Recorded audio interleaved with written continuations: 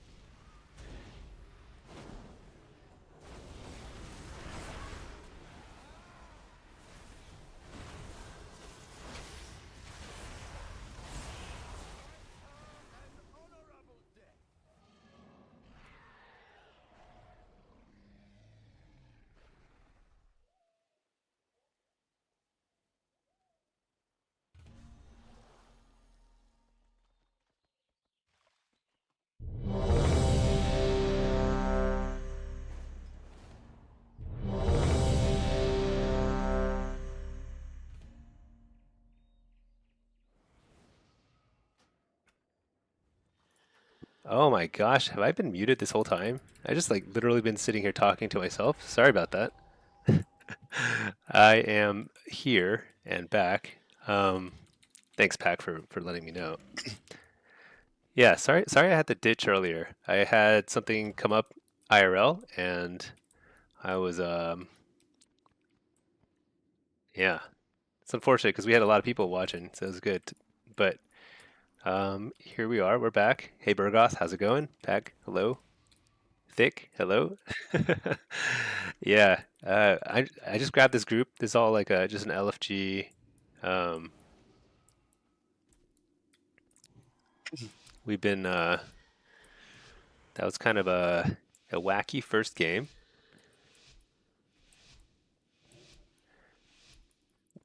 I think that was actually a pretty winnable game. So I'm not sure. I guess it sounds like both these guys are a little rusty. Like they haven't been playing very much for a while. I guess it's kind of like the end of season crowd is returning.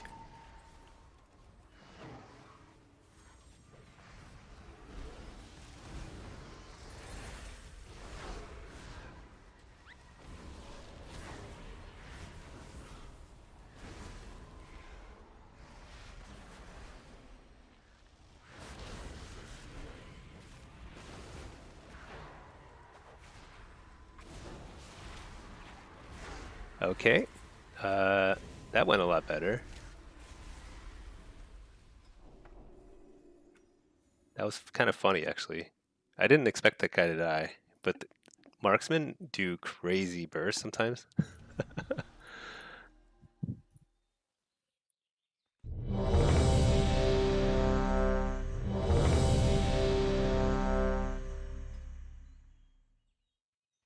Yeah. Um, yeah, hopefully everyone's doing well. We had 30 on Twitch and like 20 on YouTube earlier. So let's see if we can get back there. but it always stinks to have to like interrupt things in the middle of the momentum. But we are chugging along. There's so many of these comps, like double melee. I'm surprised we haven't run into a mage yet.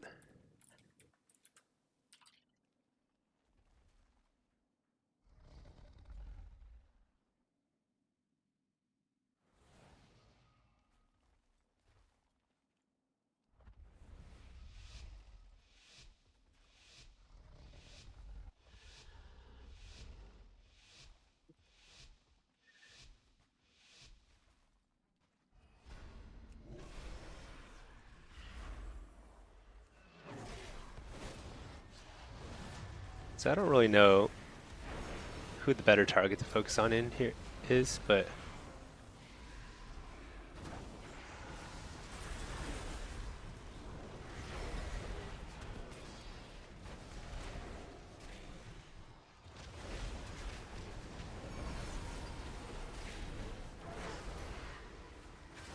we can. If I'm left alone, I can blast. So they're trying to they're doing a little bit of splitting here.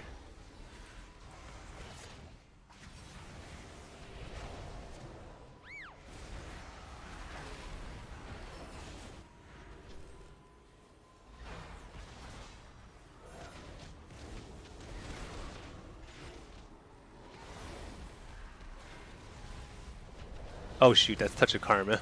Whoops. That's okay.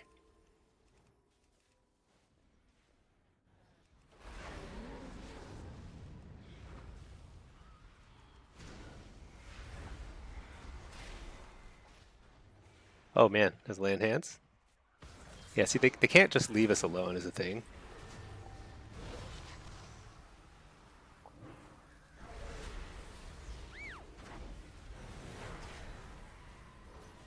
Dang it.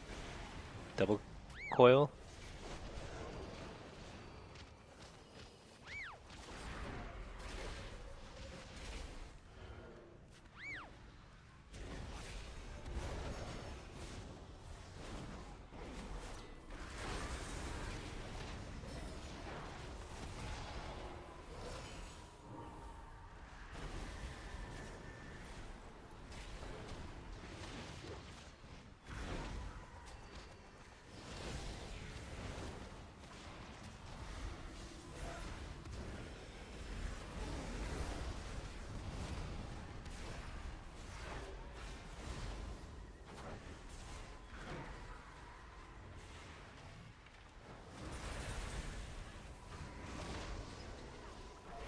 So I'm just trying to get dots up, basically.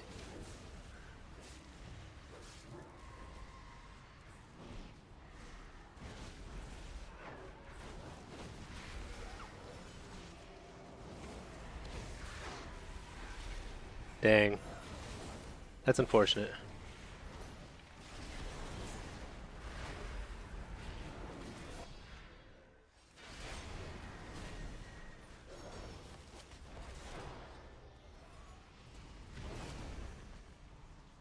Can't break the stun. But we actually...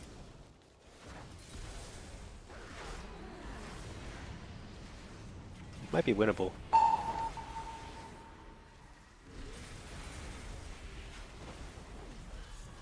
Oh my gosh, I could have held some there.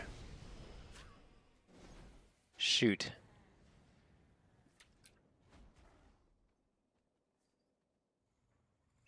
I'm trying to think, what I'm not sure what to do there differently, but... Hey, hey, Helmy. How's it going? Family chores? Yeah. I also had family stuff there. Family and other stuff, but IRL, you know how it is.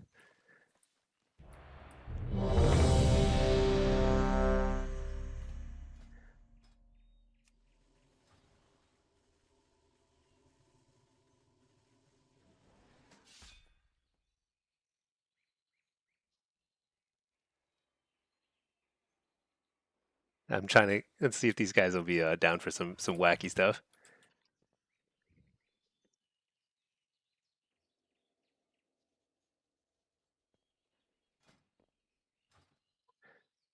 Helmy. Yeah, I remembered your name. I know. I read it from left to right, and I'm like, what? There's like so many letters.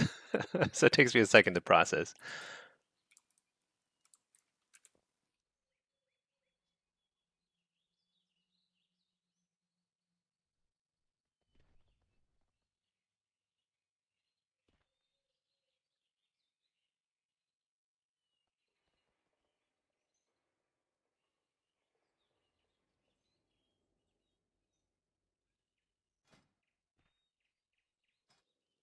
Okay, this is gonna be fun. These guys seem pretty good. They're just a little, they seem a little rusty, but that doesn't matter. We just kind of good players. They pick it up quick. They blast.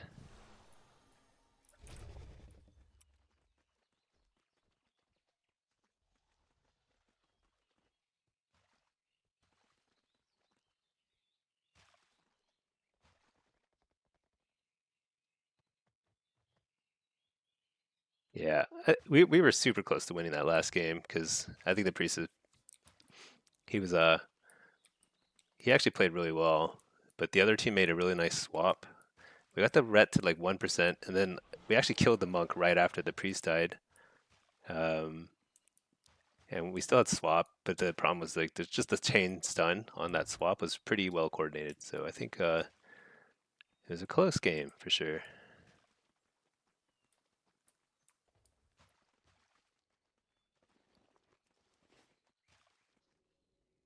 But it's kind of fun. I like they seem to have good attitude. That's the main thing. The main thing when you're doing LFG, just finding some people who are like chill. That's like so rare. You gotta treasure those moments.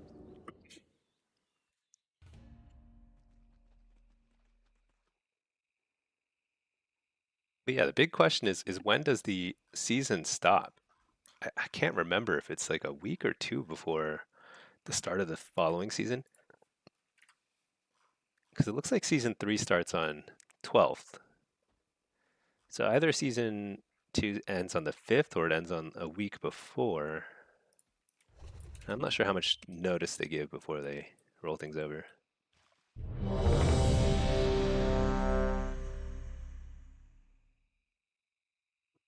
Let's see how this goes.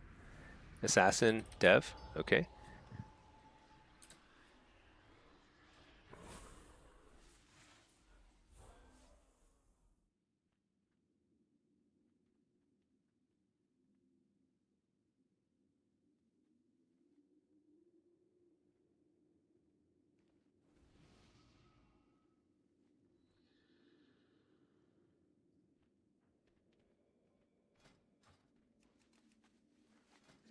All right, here we go. We're gonna do some shenanigans. I love this playstyle because it's like so spammy, so absurd, and really fun. Okay.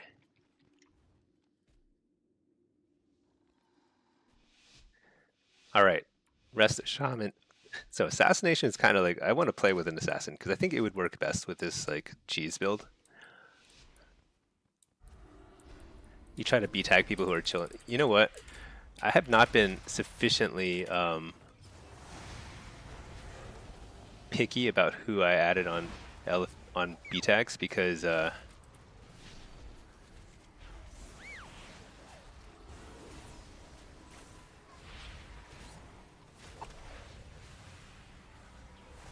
1 second, I'm spamming my buttons.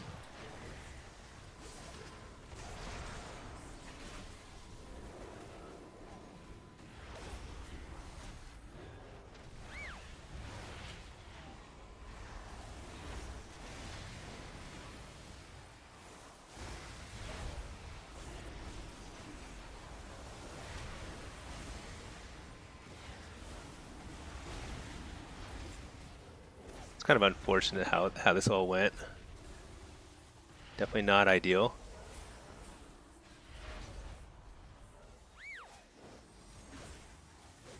Definitely not ideal. uh,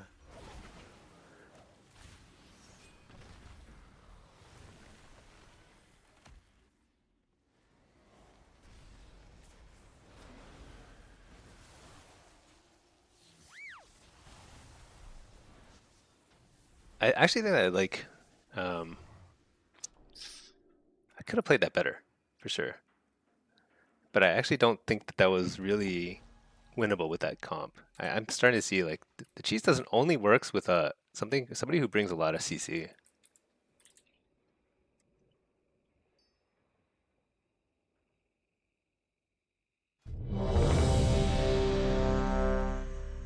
Because we'll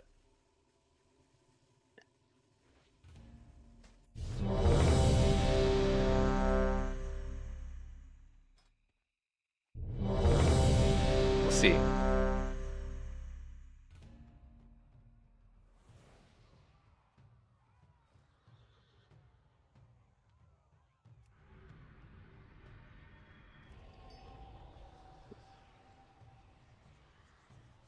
Yeah. So pack. I was just saying like I just like I added a ton of people on battle tags and I don't know who's who. It's like completely it's just like random.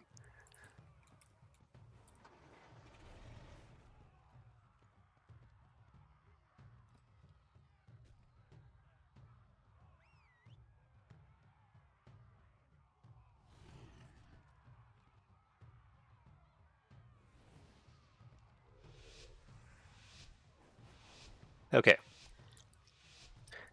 Gotta set notes. So I sometimes remember to set notes, but sometimes I'm a little too vague. I'm like just like pug. It's just not enough detail. Double coil just to get things started.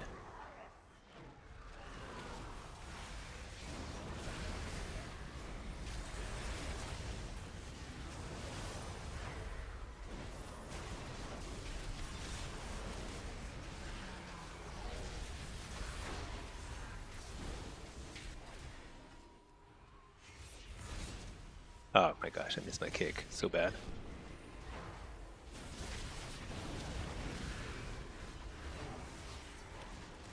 Blasting.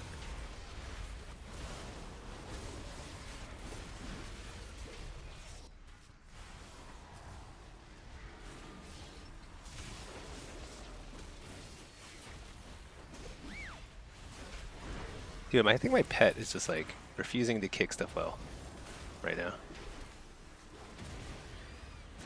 He was probably just stunned for a second.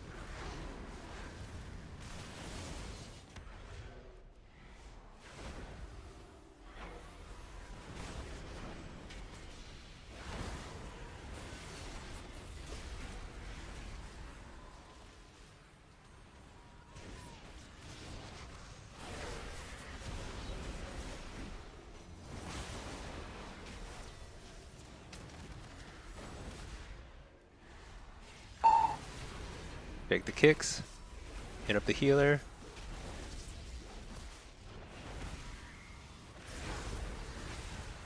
Fort.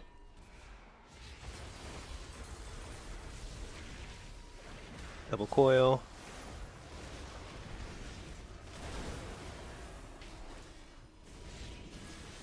We're just doing so much damage. These guys are like surely stressed out. Hellstone.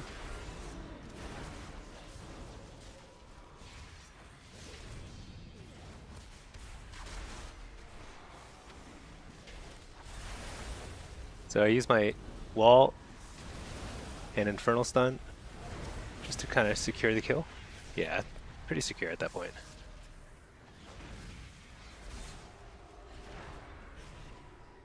Yeah, just blast. Easy peasy. Seems like this guy's a pretty good BM hunter. I wonder if BM is like going to work better with this.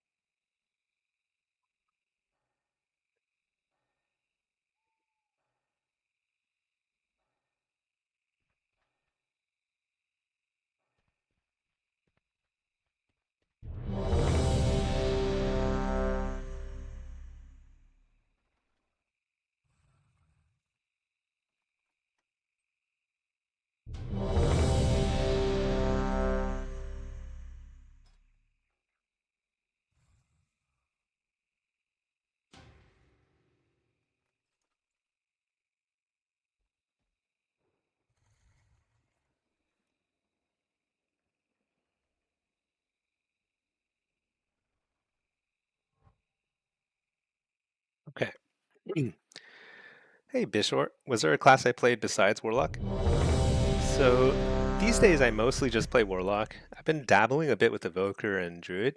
I've played Mage to Gladiator over 3 seasons, and I've played Resto Druid and Balance Druid to 2400 in Shuffle in during Dragonflight. But these days I pretty much just play Warlock. I've been thinking about branching out a little bit again, but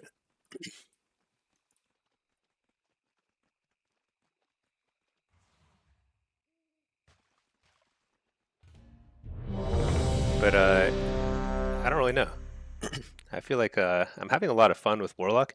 I think what has made maining one class more fun to me is the addition of hero talents and just like both Blitz and Shuffle. So there's like a lot to do on a single class. You're not quite as limited in terms like you can be climbing in a different spec, or there's like so many different ways you can try and improve your gameplay. Ends up being pretty fun, I think.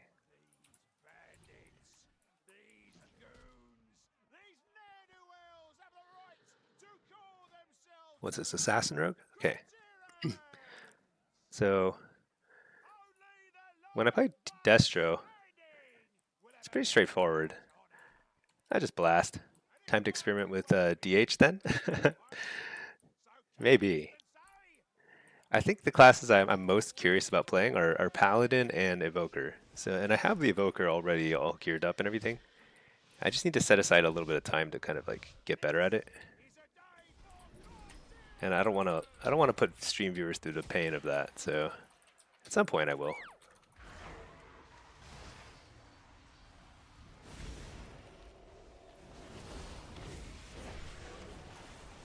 All right. They're starting pretty aggressively on me.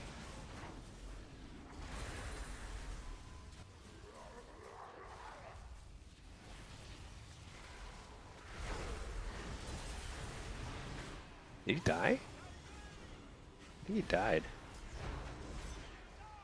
Okay. Sometimes I don't even know when I kill somebody because it's like, it's so shocking. I don't even know what happened, to be honest, but the rogue just died. Um, it's kind of funny.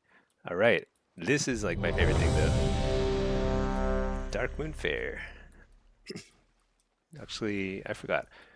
I always forget that you have to buy these like materials outside Darkwind Fair for the weekly quest. Hey Matt, BM and demo would be so much screen chaos. I think BM and demo is actually pretty standard comp, or like more traditional. But one thing I don't like doing when I play demo is playing with somebody who doesn't bring way more damage than me. Because demo ends up playing a supportive role, and I don't think BM does quite enough damage to carry by itself. So I don't think it's the best of comps. And I think I can bring like BM is a little bit more supportive, and he can, I think together we can do a lot of damage. I just have to play uh, Destro or Affliction. So Affliction might work too. I don't even know. Zoo comp, yeah, I guess that's right. It would be like so much nameplates.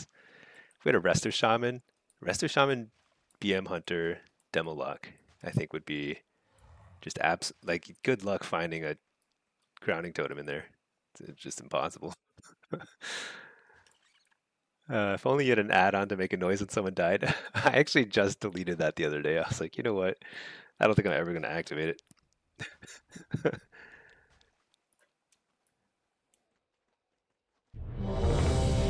So funny.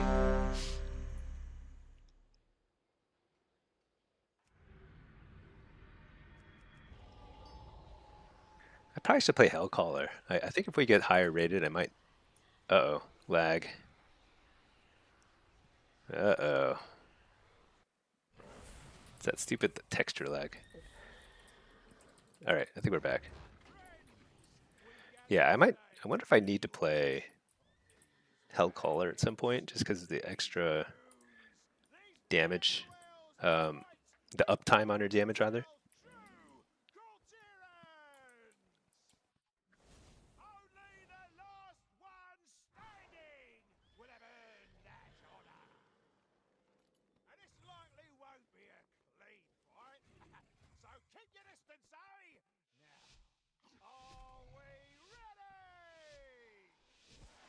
Okay, Sub Rogue, Frost Mage. Didn't we just face this? Oh no, it was Assassin Rogue, I think.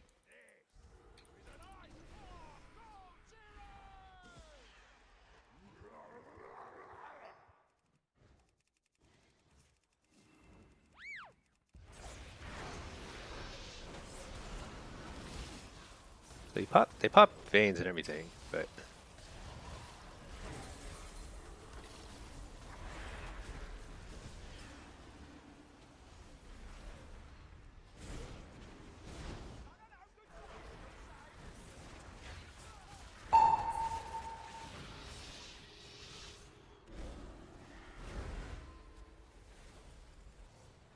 they're playing scared.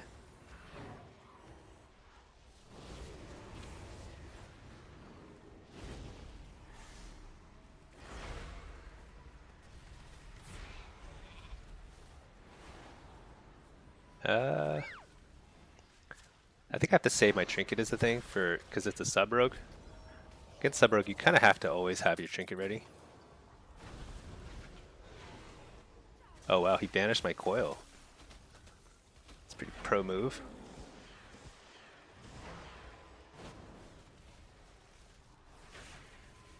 Interrupt the poly.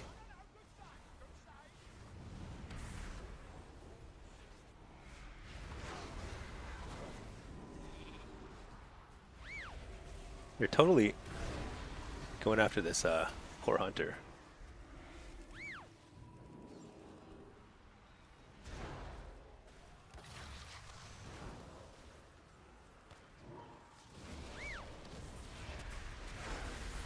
Missed his kick.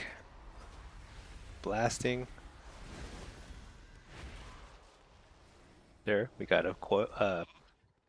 Man, it's so tempting to trinket this and just go offensive.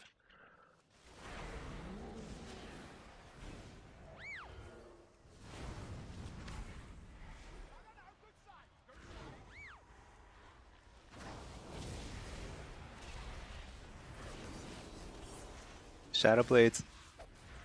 I don't think I need a wall here. They're just trying to bait CDs from us. Nice, I faked the kick from Mage.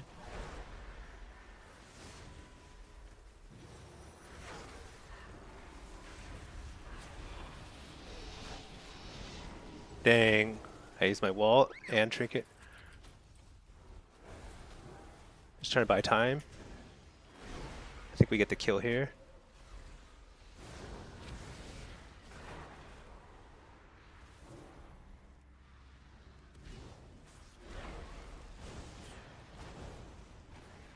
Nice.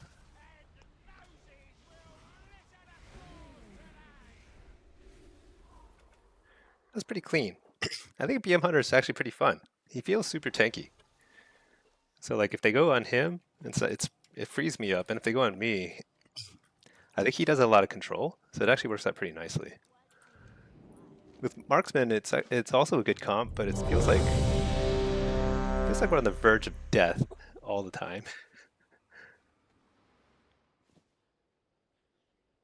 So I don't know.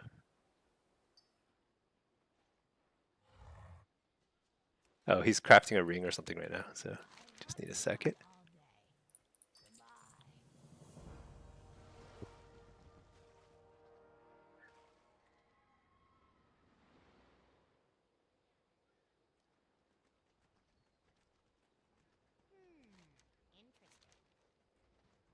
Very well then.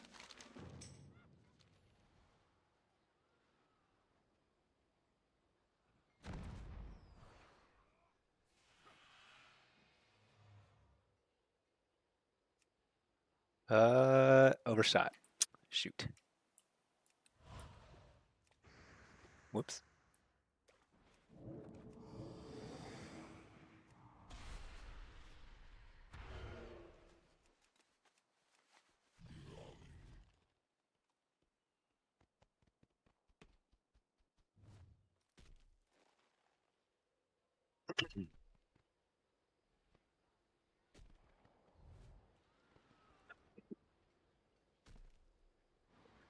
Let's see. Toss some rings at this guy. Safe travels. We're just waiting on the hunter. He's crafting some new rings or something. I'm not sure.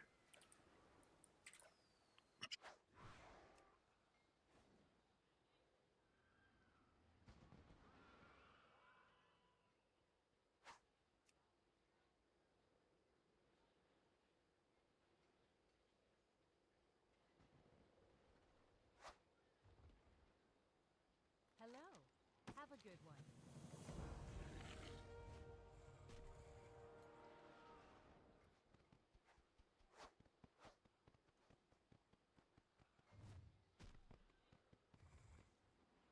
I think I'm one of the only people who still does all the Darkmoon Fair quests.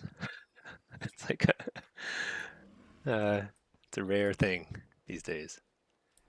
But I still think it's kind of fun.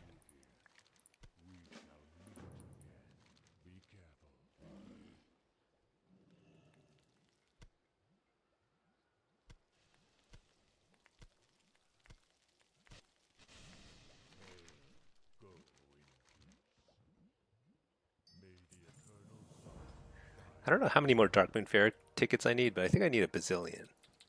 I have 430. I think I need like 1,000 to get the next mount. It's crazy. I mean, I like Darkmoon Fair, but it is a grind, that's for sure. Safe travels.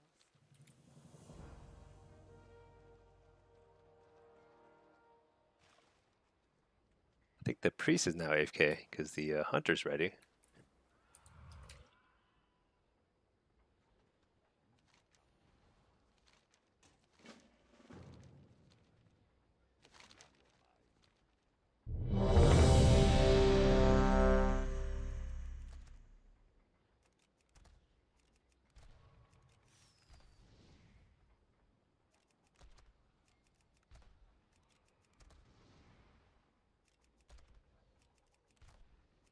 Fellspawn, you never farm mounts, and when you do to the event, you get it first. You got Ash's first try.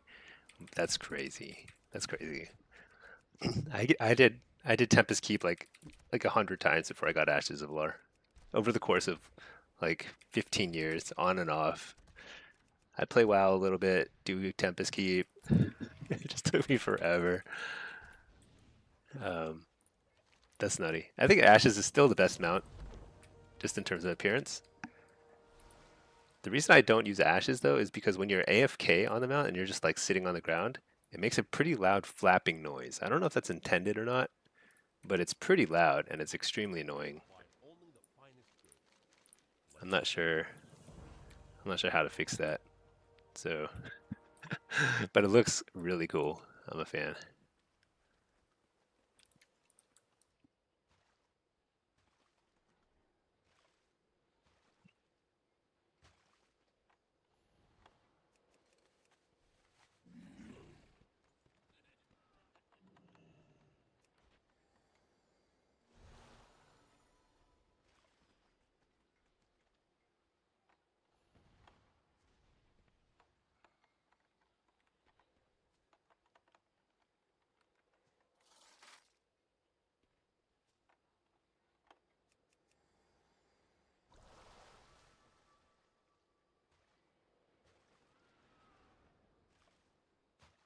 Yeah.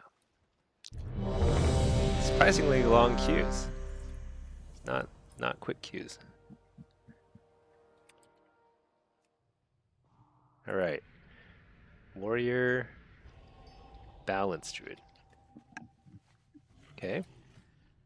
Same thing.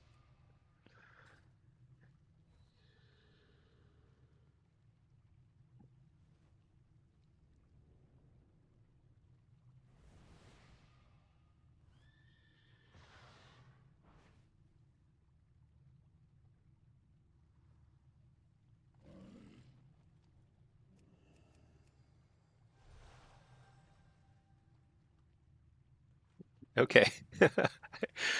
I knew Marksman had Mortal Strike, but actually wasn't 100% sure. I just have not played with BM or Survival much, but it sounds like they all do. Okay, that's good. I still apply it on my Chaos Bolt. But the main reason is just because it slows them, so it makes it a little easier to get to chain together your Chaos Bolts. Not a great start.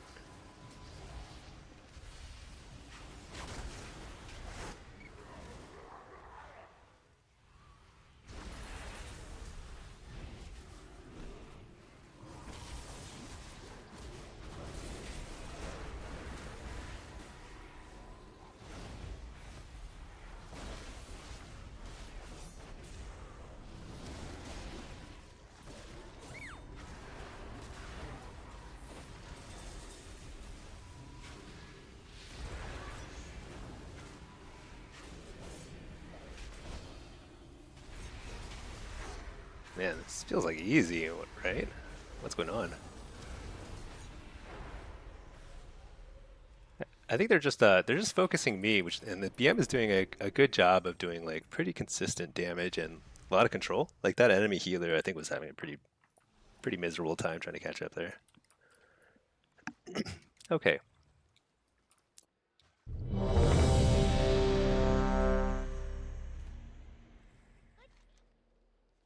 Let's try and get this cannon quest done in the meantime.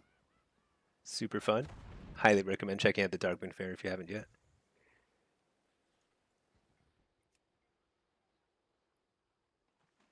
Oh my gosh, I'm so bad. I didn't even get any points. If you land in the water too far from the target, you don't get any points. Horrible. Teleport me to the cannon. Let's try that again.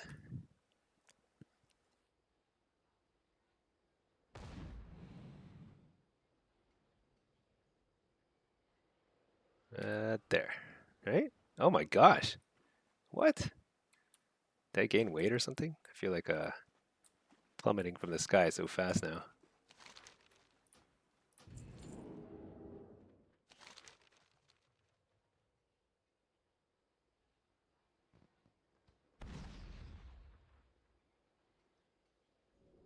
Alright, I gotta hold it a little longer. Now? Shoot. It's not great. Not great at all.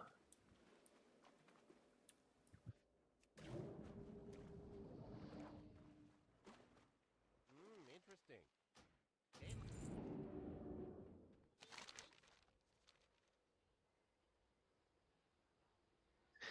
Yeah. I need to try and farm more mounts again. Because like the mount buff is like crazy. But oh yeah, bullseye. But it takes like a long time. It takes a long time to I think because I don't know a lot of the dungeons very well. So Tempest Keep, like I had actually done it back in the day in a raid, so I like knew exactly where to go for it. But all the other ones I have to like look up on Wowhead where the entrance is. Not obvious at all, by the way. It's super annoying. But yeah, okay, let's see. Soul Rip or it's pretty much just Soul Rip. It's the only good option. I mean, Bloodstones would be kind of funny, but probably a little troll. Pack, you still got 0 mounts so far? Tired of wasting time on it? Yeah, I've gotten 0 too. But I only did 3 dungeons. Still, there are 3 raids. Still, 0 mounts. Kind of giving up on that, I think. Okay. I think anything can die here. So this kind of comp, it's actually pretty similar to what we're running, I suppose.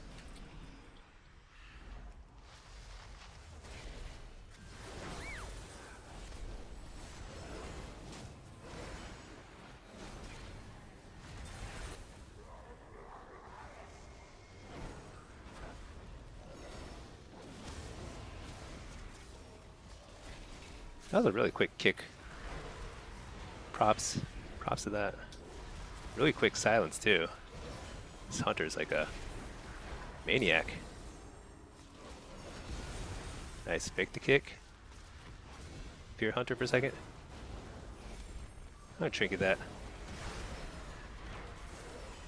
Hellstone.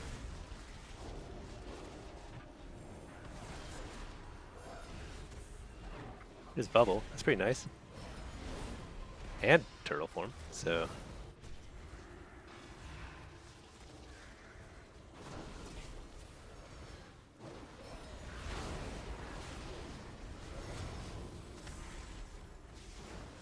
I should not have walled there. I thought I could do a little bit more. Double coil.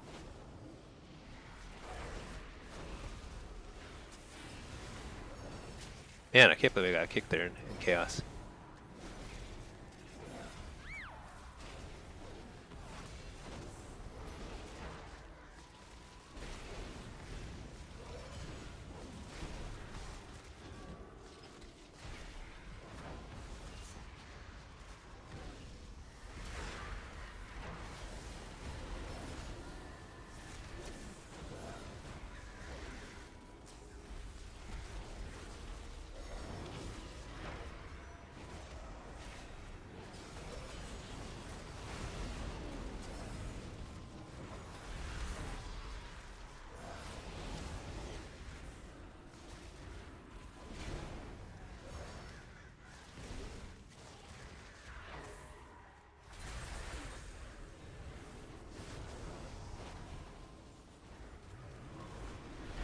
Oof, that was close. I was like so stressed I couldn't even talk.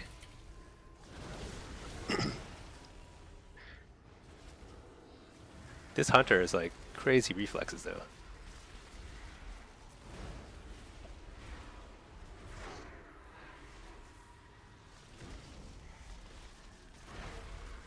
That was surprisingly challenging for that comp because I feel like we were. I was getting like some pretty big blasts off. I mean, we got the bubble from the pally like instantly, but it's still very iffy. I think the healer did a good job keeping me up, and the BM hunter is doing like really respectable damage in CC. So this feels like it could work pretty well. Pack, you did different raids on multiple tunes, no luck. Man, yeah, that's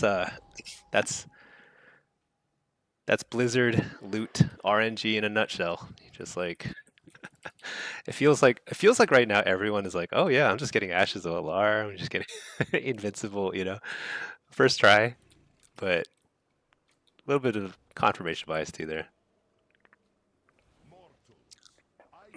I've gotten nothing myself. Helmy, keep running it, don't give up. This guy works for Blizzard for sure. No, I'm just kidding. I think it's I think the thing about farming stuff is like you can't devote all your energy to it. You gotta just like do it sometimes, here and there, just out of boredom, or you're in a long queue or something like that. But if you're doing it like full time, it's gonna be so disappointing just in general. Yeah, I'm in combat.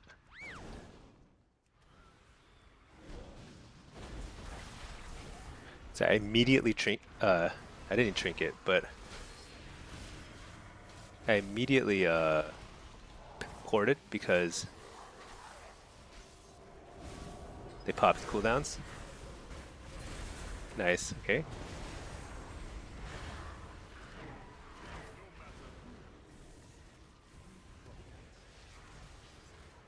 Alright, he popped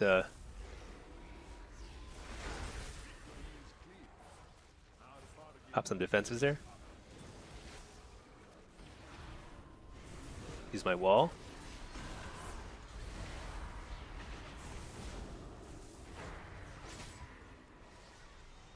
Shoot, my alarm is going off. Alright, turn off my alarm. Okay, I'm back.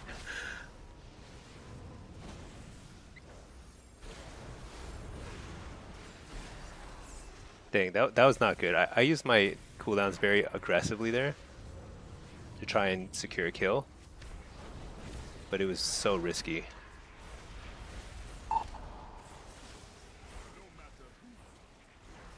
Okay, that's good. All you need is a precog. Fixes all your problems.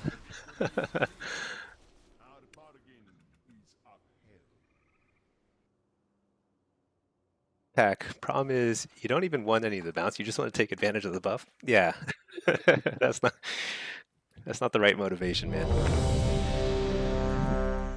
You gotta feel like it's a burning need. Because then you're not even gonna feel super happy when you get it unless like you feel like you've been wanting it.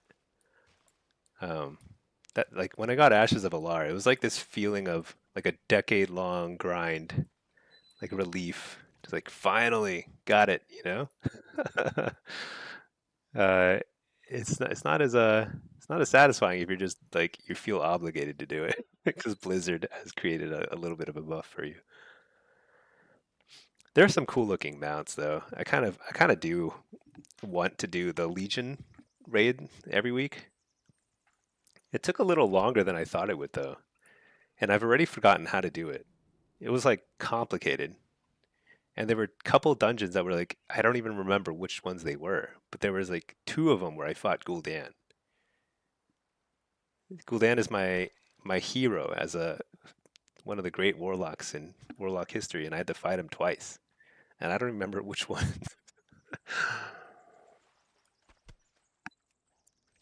You went out of your way to farm the mounts you currently have to match different Xmogs.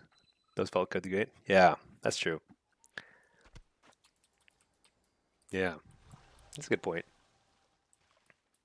I feel like getting Xmogs is like yeah, getting like a nice mount and transmog combination. That feels pretty good. I just kind of like I just throw on whatever set I got most recently, and it's this is the Diablo set one, whatever, the Goblin, Greedy Emissary. It's it's okay.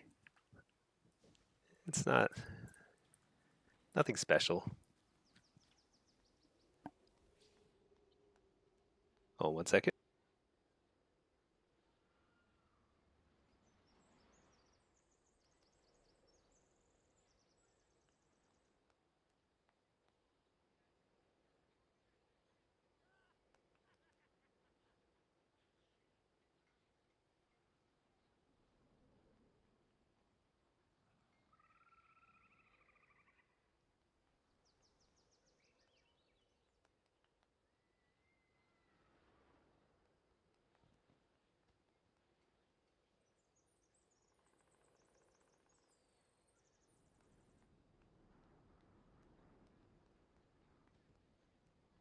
Okay, back. Transmog is life. You play better when you look good. You know, I'd be curious to see like the data on that. Like, do people who transmog do they play better than people who don't ever transmog? 'Cause there are definitely people who don't ever transmog anything, believe it or not. I actually early in an expansion I won't transmog anything because I kind of want to get a feel for what that expansion's armor looks like. It's a weird thing. I don't know if people do that, but like every expansion has a different kind of style. So I just want to see what it's like. Fist of Fury, look, the new season. Oh, it looks like the new season's on August 5th. So I think the big question for me is when does this season end? Because yeah, I saw that announcement. It looks good. So the raid goes live on the 12th, and I think does that mean that might also mean that season three, the PvP season three starts on the 12th as well. So I think that means that season two ends the week before, but I'm not sure if there's a week or 2 week break between the two seasons. I'm not sure. Usually ends a week before the new patch. So you think it ends like end of July? It might. This is a long queue. What is this? Where is everybody? Um, that might be right.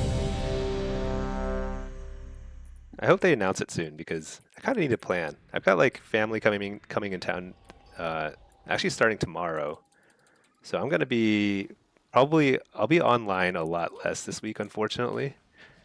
Um, I mean, not unfortunately. Family, it'll be nice hanging with family, but a little unfortunately because if there's one thing I really love, it's streaming these days. It's so much fun. I'll still stream some here and there, but the coming 7 days or so will be a little bit more limited on my stream time. However, after that, I'm going hard. We're gonna we're gonna grind for something. I don't know what. Okay, what is this? Ellie Shaman, Marks Hunter, super bursty comp. I'm running a lot of versatility, so there's a lot of teams just like training me down, and I mean, like the BM Hunter's doing a ton of damage. It's not so bad.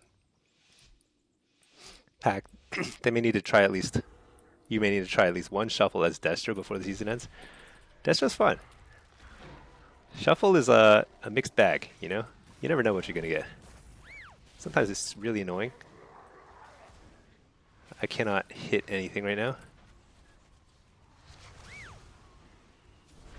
Wow, he lived with no health. Nice. AoE stunning. Didn't get the follow-up because of silence. Is it just me, or is that like a forever?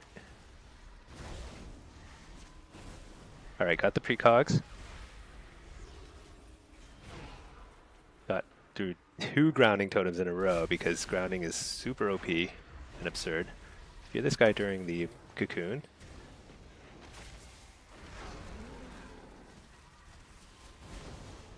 Fear this guy again. Now fear this guy. Now hit this guy.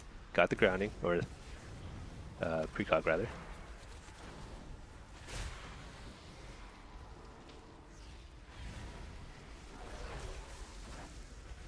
Got turtle. Nice.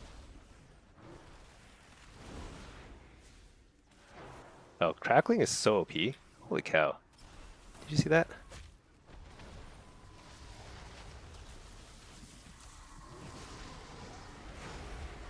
So I'm popping everything because I need to relieve pressure at all costs.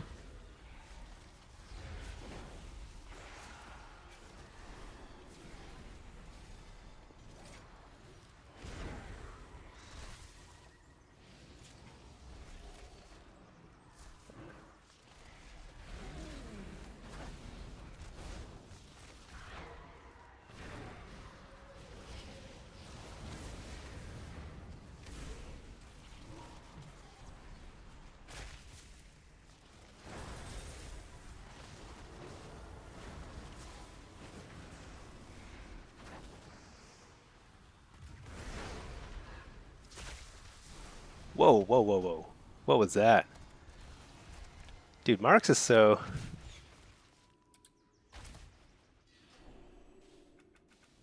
Marks is nutty. That damage?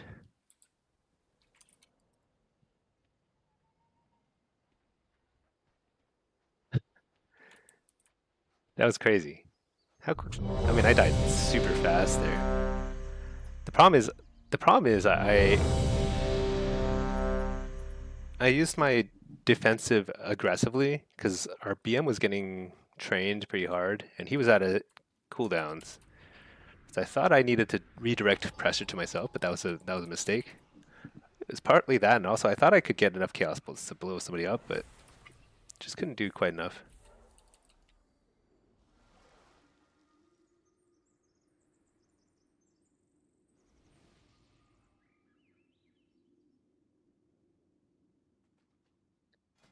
Okay, Windwalker.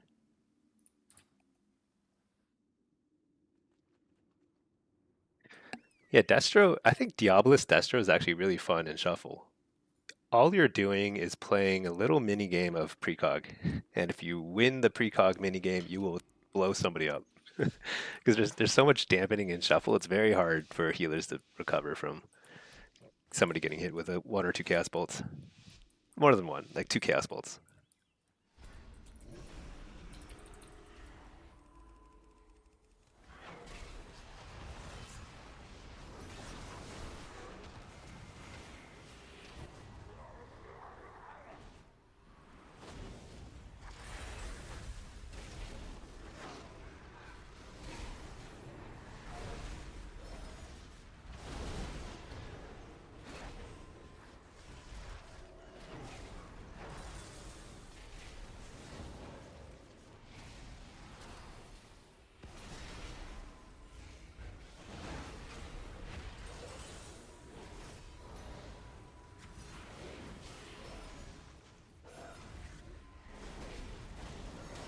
What the? Oh my gosh, I got so greedy there.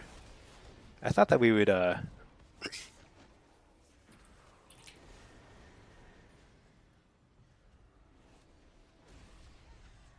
I was planning to just port away there, but he managed to get the stun on me, and I was a little slow to use my defensive.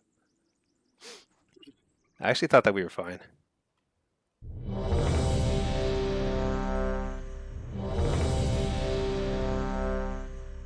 Man, I can't do that.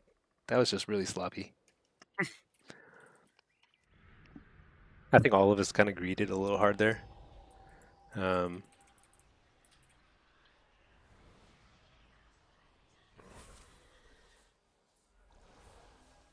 hmm. Yeah, I don't know. Not much to say about that. I just kind of like, messed up. Frost Mage, Demonology, Holy Pally.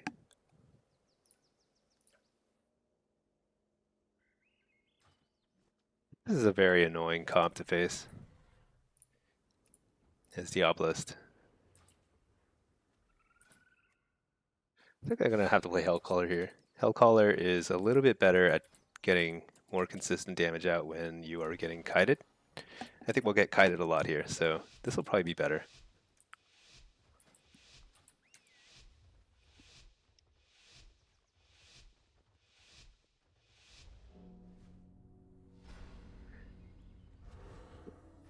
Okay.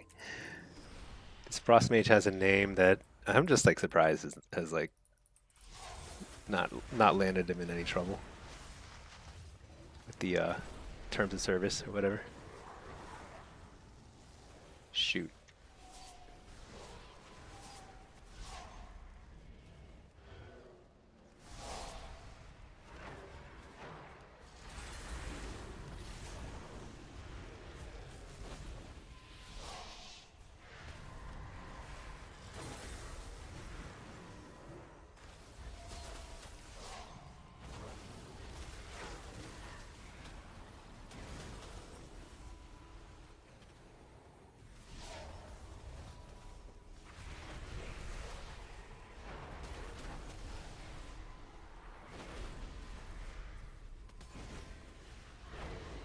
Oh my gosh, I can't believe he didn't block there. He's so lucky to have lived there with 1 HP or whatever it was.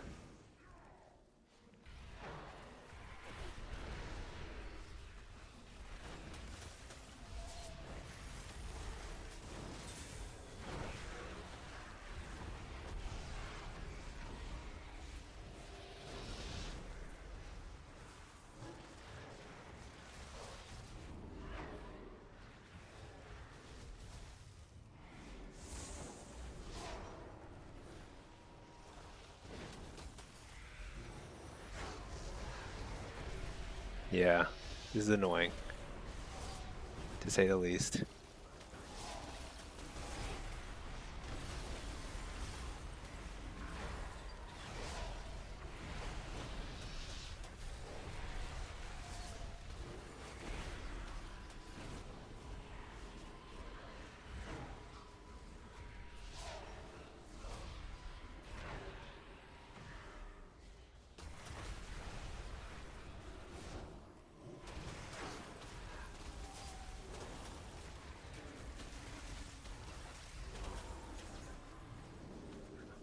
Dang, I can't stop that.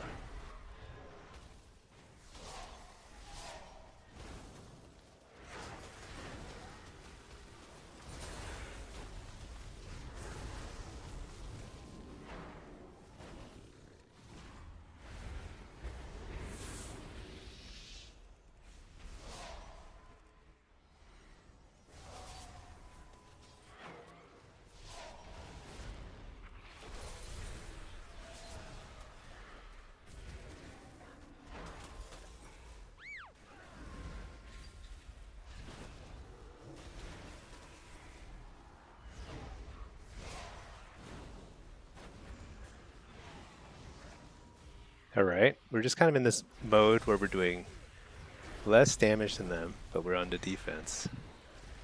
Not sure how to recover from this.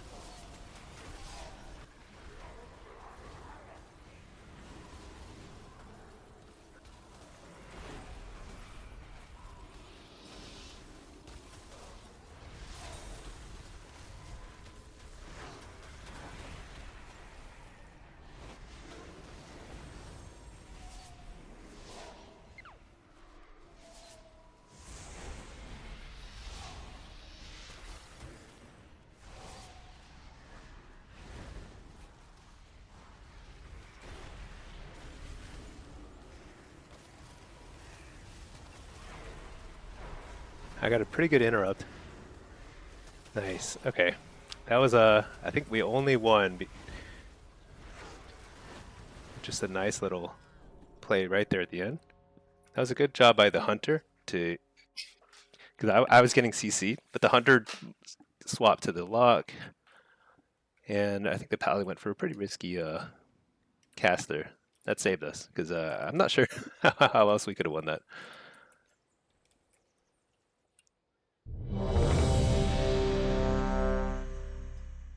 But I think that might be one of the tougher comps for us, because they just have more CC and more ability to just keep resetting. Just chain stun, chain CC on me if I'm trying to get a Chaos Bolt combo off.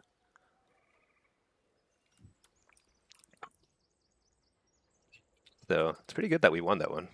I mean, Hellcaller is definitely the right play there. I'm just able, because like a lot of my damage is just Wither and Blackened Soul, just instant cast stuff. Shadow Burns, Channel Demon Fire is pretty nice too, and just in that situation. When they're just like going around a pillar constantly, Channel Demon Fire is like, it's not the best because it doesn't keep channeling through a pillar. It's like other channeled spells will keep casting through a pillar, but Channel Demon Fire will stop. However, it's like, it's really fast. Like it starts doing damage immediately, so it's actually pretty hard to counter that damage as long as they're like somewhat in line of sight at the start. So it's actually pretty strong spell for that situation. When you're just chasing, though, I mean, Destro is just no fun. Did our hunter die? In Duratar? I think he's dead.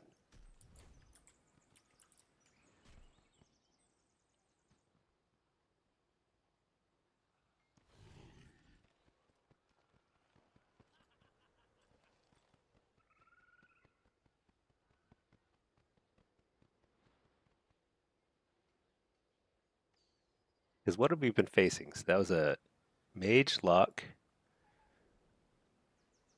double melee, which I think we just kind of, everyone greeded. And if everyone greeds, then you just don't have any CDs. You just lose. So that just went south pretty quick, but could have been better. That's okay. Okay, we got a rematch here. Let's try this here. Try again. Let's see if we can use a few more CDs a little bit smarter.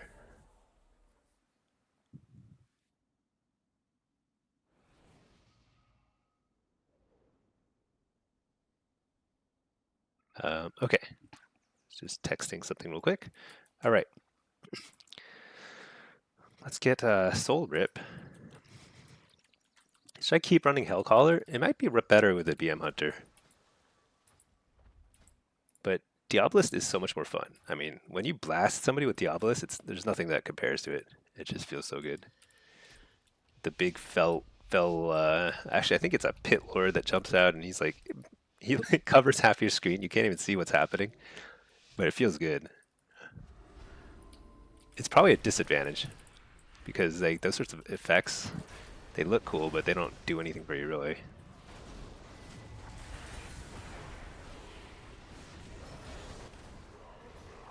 I'll eat the stun.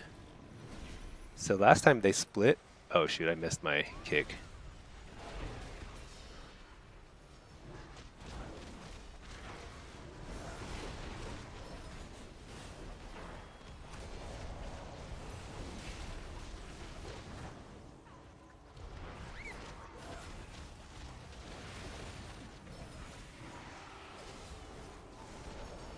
All right, gone through a lot of kicks.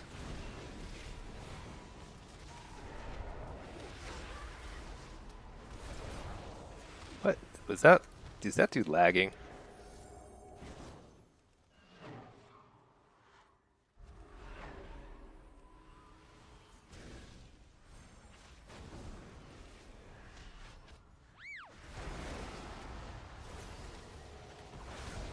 All right. Got the precogs. I need to get out of here.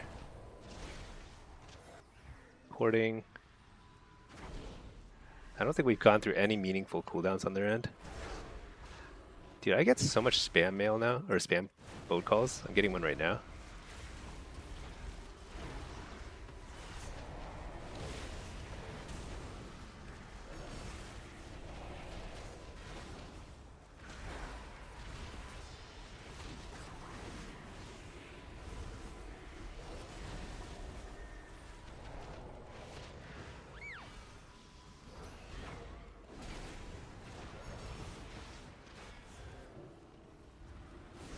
I did not need to health stun there.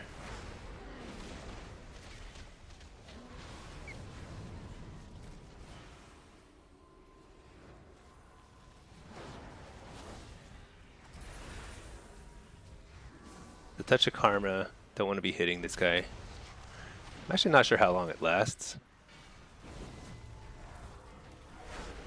I assume it's over by now.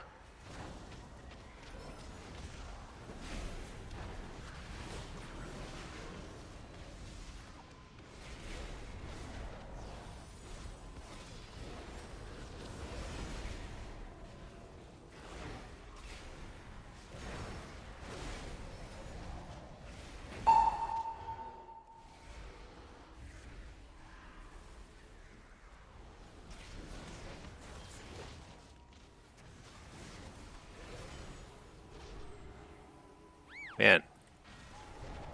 Pretty annoying. Double coil.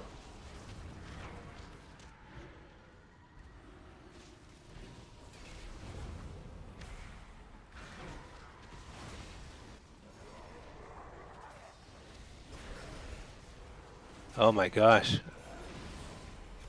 That was once again me messing up my kick.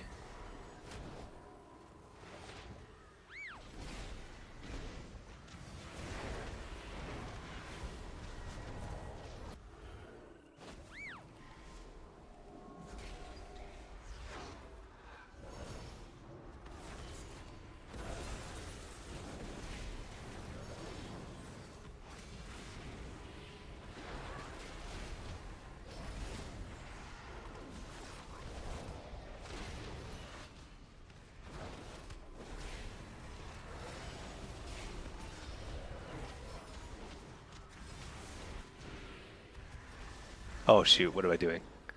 I thought he would dash faster.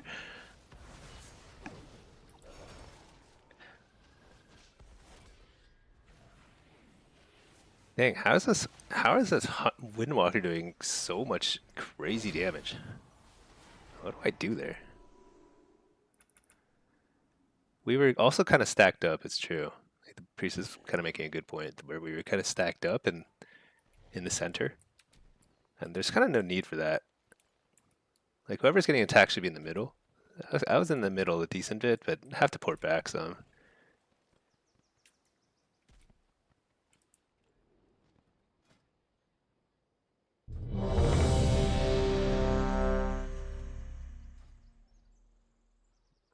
Definitely have to beat that team to move on.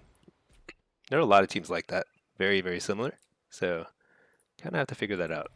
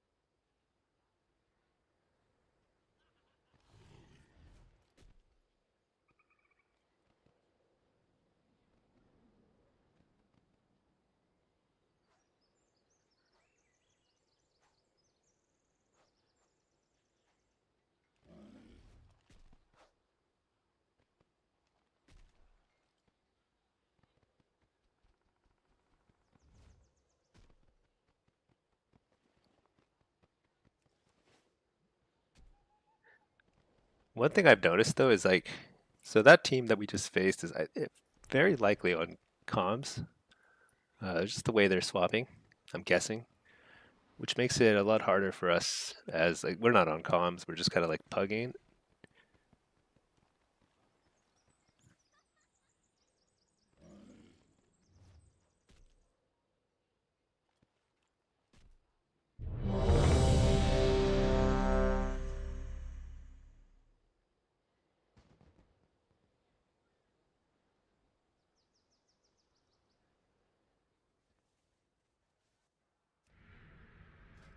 Well, we'll see.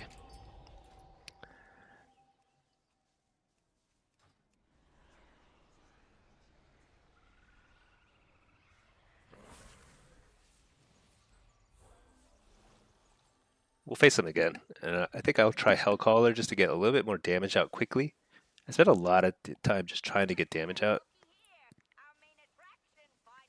which made us a lot slower in terms of pacing.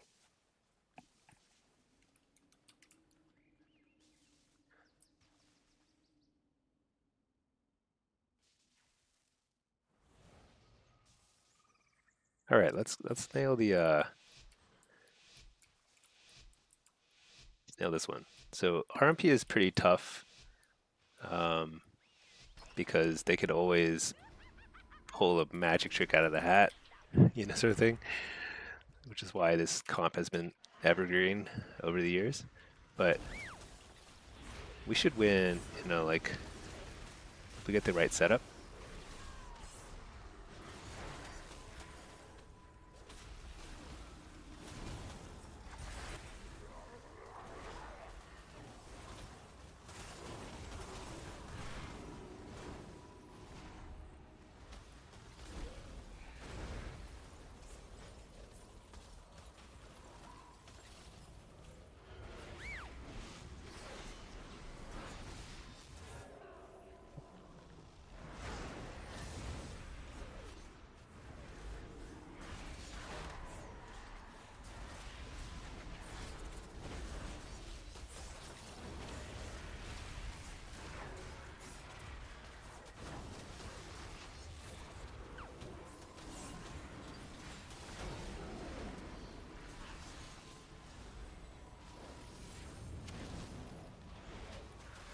That was a nice knockback. Actually, not that nice, because like he could have knocked me off the thing.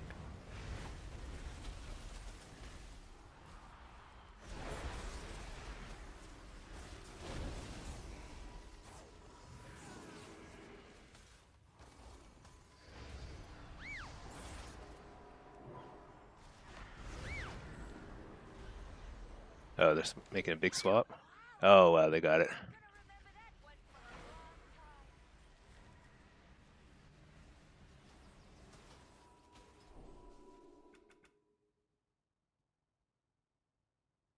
That was a nice swap. Yeah, it's tough. I don't think we do.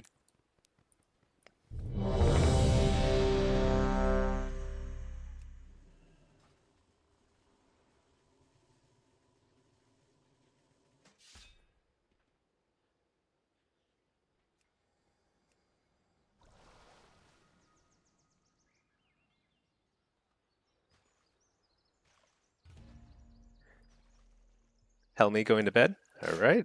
Thanks for tuning in. You have a good one. I'll be on intermittently over the coming week because of got some family coming in town, but yeah, I'll be around.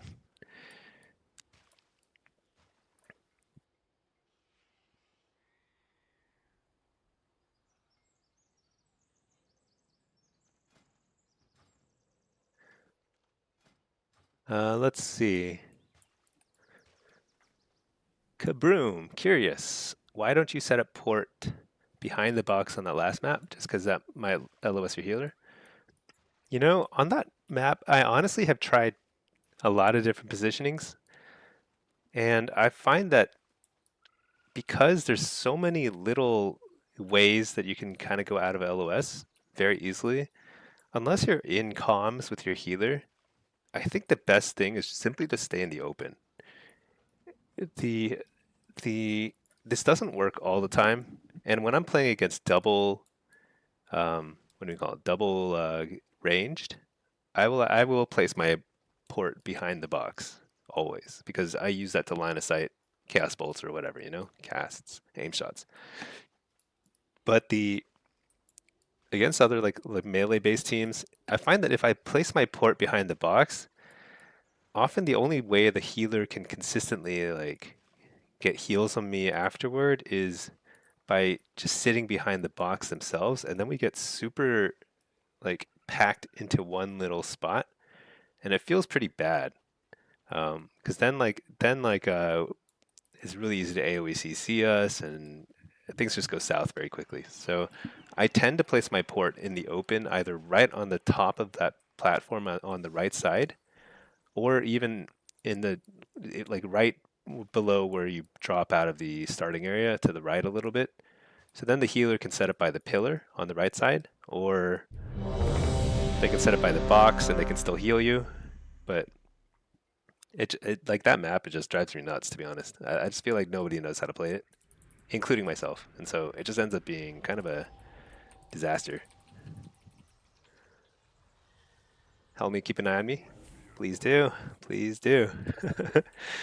Let's see, Jay, you're not having a good day in solo shuffle. A friend of yours pretty much just face rolled a 2410 in shuffle wedges going on a target, not even using trinket and LOSing healer. Just streamed it on disc as an arms warrior. He thought 0 LOS healer, no strat, just eating damage and doing unreal damage. Yeah. So this is true of most classes. You can get to 2400 if you do maximum damage. And hold on. Well, let me think for a second. You know what I want to run? I think I want to run Diabolist here. Let's do it. Wait, actually no. Wait. Let's just run Soul Harvester. Yeah, that's fine. The thing is, it's a lot easier to do maximum damage as an arms warrior because you simply have to press the right buttons, and nobody can stop you. It's free. It's just free raiding.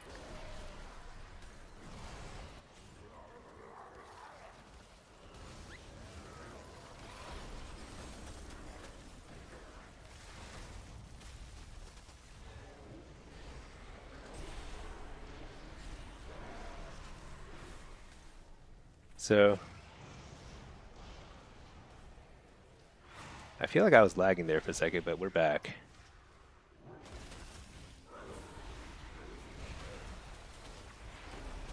Make the kick. Dang it. Interrupt the Shadow Bolt instead of something important. They have Fellowed there, so they can't just like line of sight like cowards. They can spam fear me like a coward though.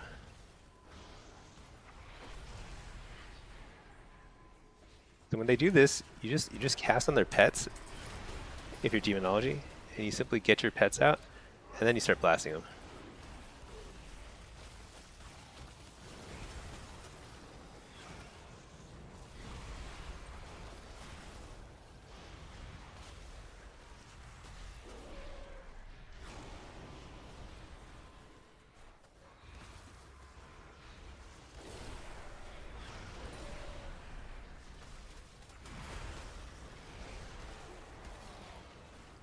This is a really great opportunity for us. But he's spam fearing, so it's into Shadow Fury. Nice. Okay, they've recovered. But unlucky for them.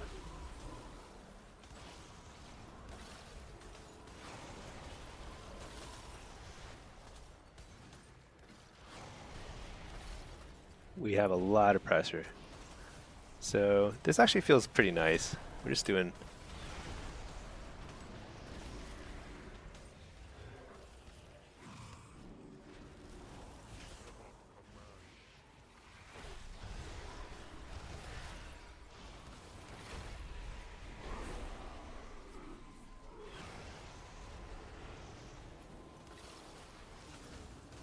so bait the kick.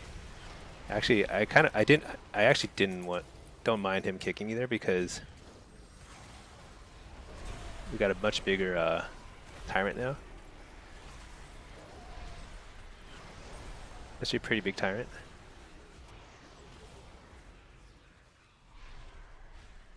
But this Fellord is gonna mess him up. See that lock? He's like, why am I getting chain stunned?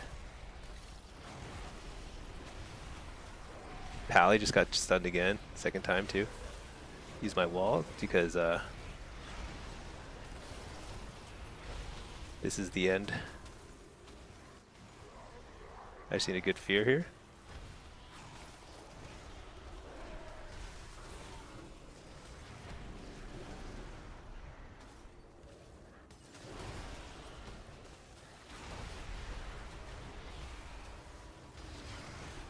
Fake the kick.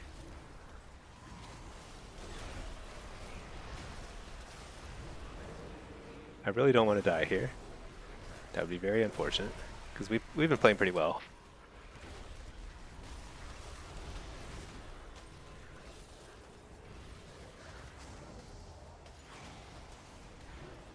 We're mainly for the buff.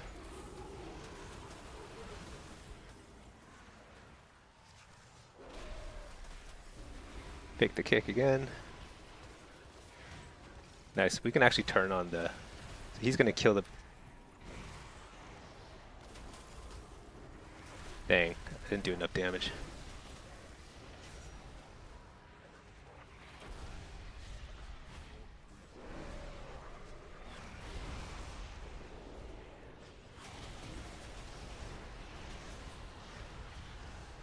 Dude, if I die here, that'll be very, very sad.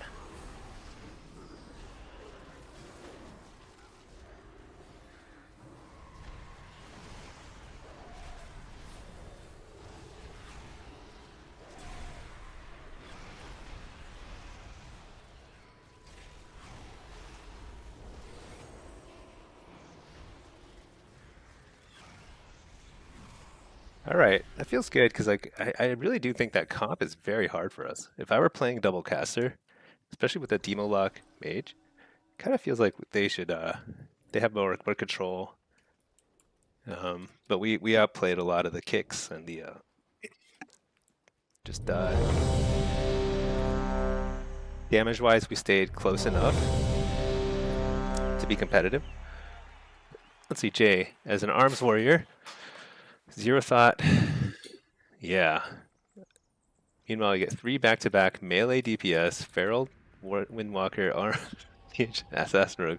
Man, you're annoyed. Yeah. Honestly, I don't know what Blizzard needs to do to make casters more fun to play, because we're already pretty. We're so fun. I don't know what they have to do, but it's really off-putting when you face triple melee as a caster, unless you're. It's so binary. It's like either you're getting a lot of precogs and just owning the game, or you're just getting shut down and it feels like you're playing a different video game than everyone else, and your game is much harder. So I feel for you. It's not easy, but if you get the hang of it, you'll do really well, and you'll be a better player for it. You'll just know deep down in your heart, you can pick up, if you want to, you can pick up. Oh, nice. Flared him out. You could pick up a warrior and just like own with it, no problem. Dang. Was I a little too slow on the stun there?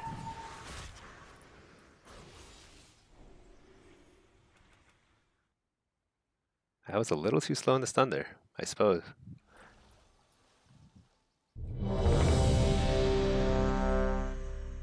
You love your demo lock, the control and everything, but regardless if you play good precogs, you still get destroyed. Yeah, it's not easy. It's not easy.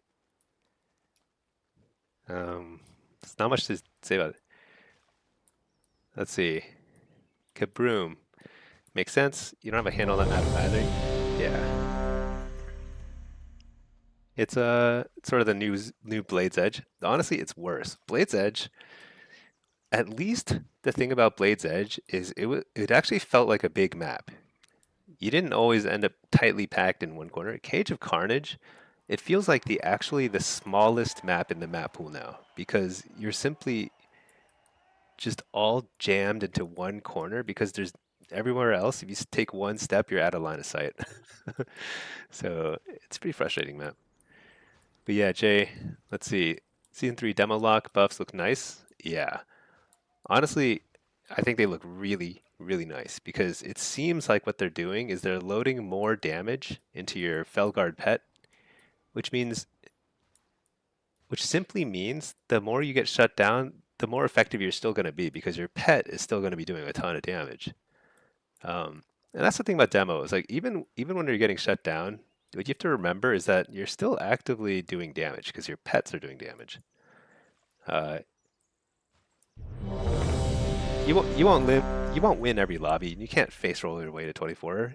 You do have to like try a lot harder than a face roll class, but it is it's it's okay if your damage is low. Whereas if your damage is low as a you know what? Hold on. Let me switch up my spec. If your damage is low otherwise, like as a Destro or Affliction lock, you're not going to go very far. Okay, hold up. Let me think for a second. So we're facing Demo BM, and we are Demo BM. I believe I just want to...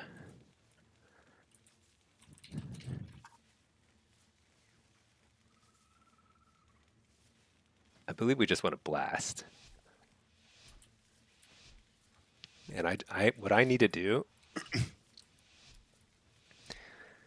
is get a lot of fears on the pets. Just fear the pets whenever they're doing a lot of damage.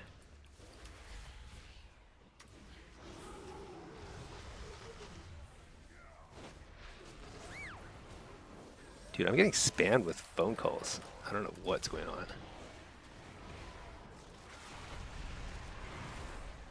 I'm just gonna trinket. I can't get out of these fears for my life of me.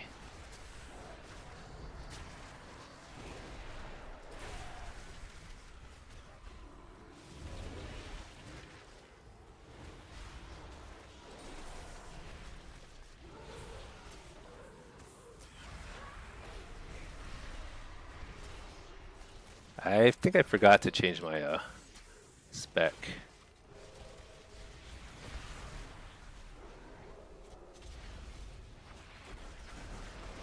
This feels horrible.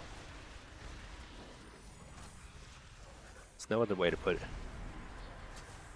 I mean, I've got a port, but my healing is so far behind that, and he's out of line of sight of my port is a problem. All right.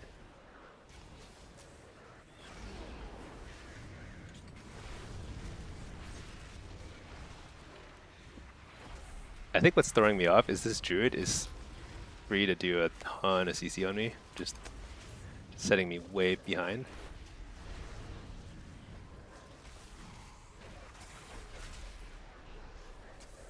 Like, he should not be spam interrupting me like that.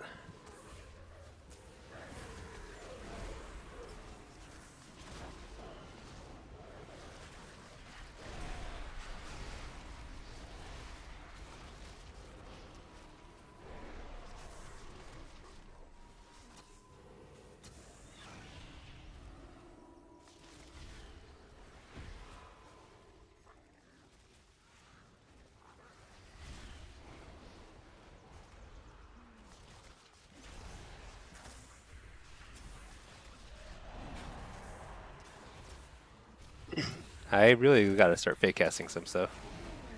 I gotta fear this guy out of this. Very important.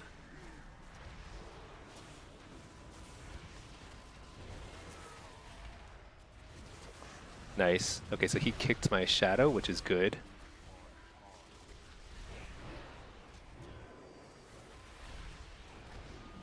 AoE fearing.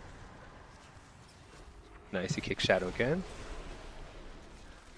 I'm finally getting a little bit of momentum here.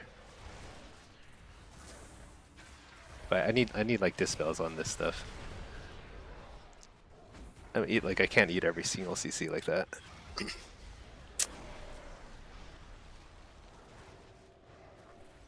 Oh well. Happens.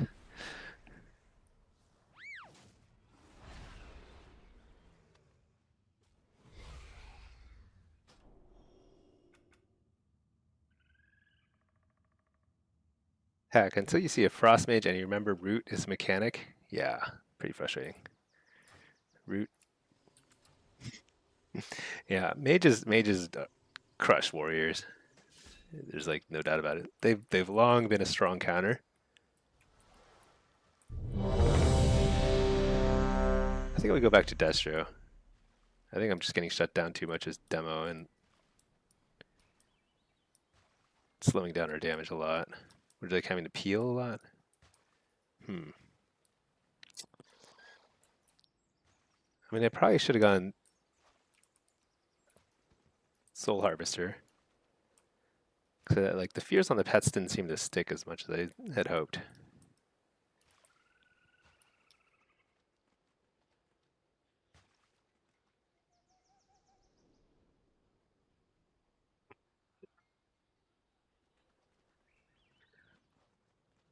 I think it's just tough because, like, just the sheer number of silences and coils and stuns and stuff I was eating, pretty tough to deal with.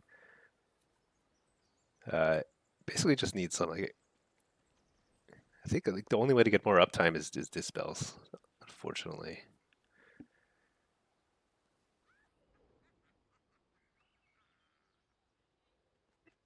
And it's kind of a vicious cycle. So when you start to fall behind, like, in a nutshell, what's happening is we start to fall behind because I'm not able to do damage because they're just spamming all their CC on me. However, what ends up happening is then the druid is more free to cast whatever. And when the druid is free to cast stuff, then they're actually free to, like, just sit on top of me, stun me, interrupt me. And I failed to get precog enough. And that was the only way to start to end that cycle and force, like just get some damage out. Because once I can get some damage out, then the druid needs to spend more time healing, and then he can't do as much, like, melee nonsense. So that was pretty much, it was just kind of a vicious cycle there. What is this? Why is this, what's going on here? Why is that seem buggy? Okay.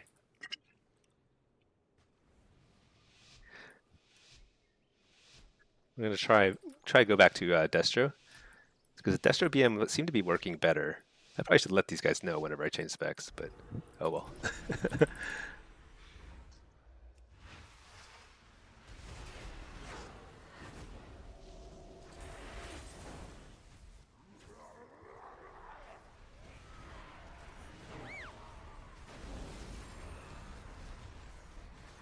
But, like, just eating a full fear there when the healer's not CC'd is, like, so hard to deal with.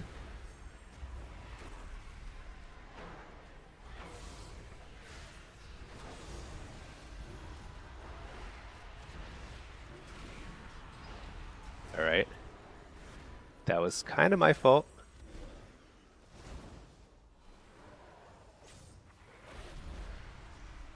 But I need to play better.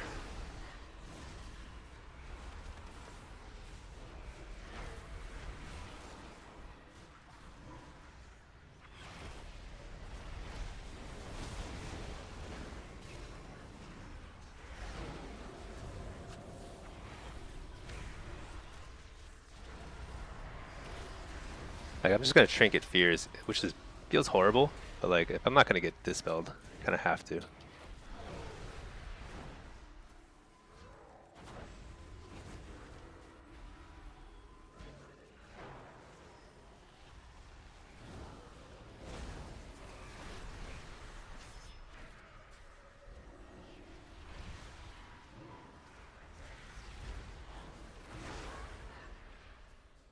Nice, we got disperse. Which means hopefully this guy... Hopefully this guy starts joining me. I just can't go that long without a heal. I don't know. It's just crazy.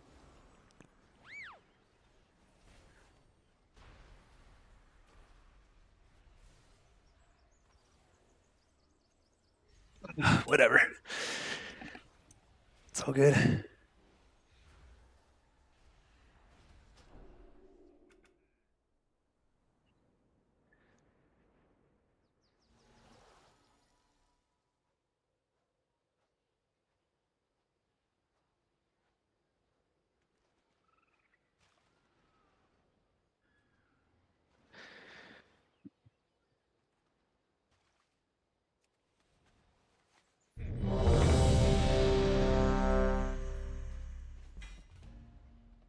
Well, crazy repair bill. That's what I'm getting out of this.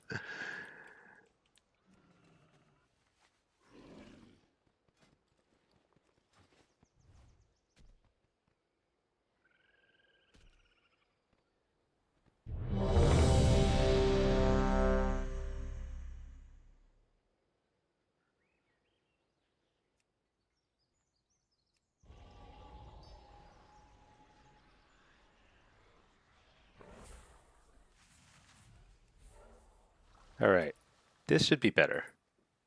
This is pretty straightforward.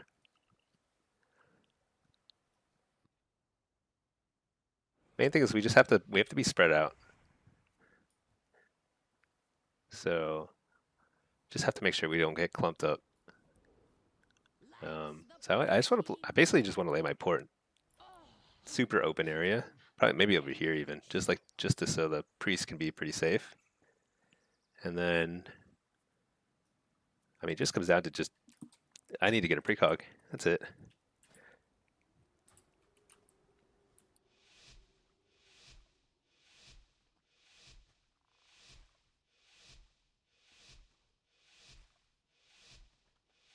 It's time for the Play super open, because I know they're going to go on me. There's no doubt.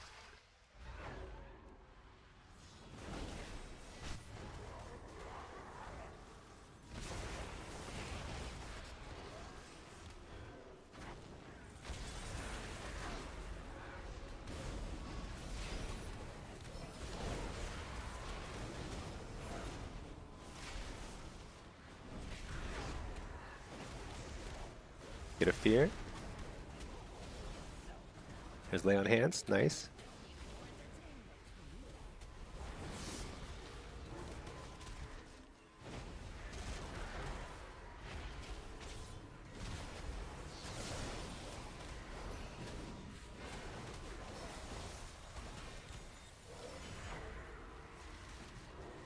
Gotta get a fear here. I'll shrink that. There we go. Yeah, I think we're gonna stomp any melee team.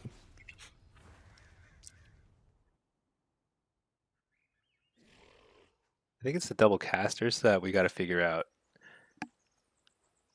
Or double range, double casters.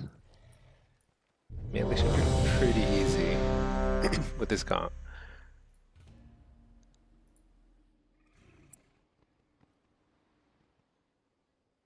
I think with the casters, I need to try Hellcaller more. See if we can just kite away more. So I can't play open the way I want to play.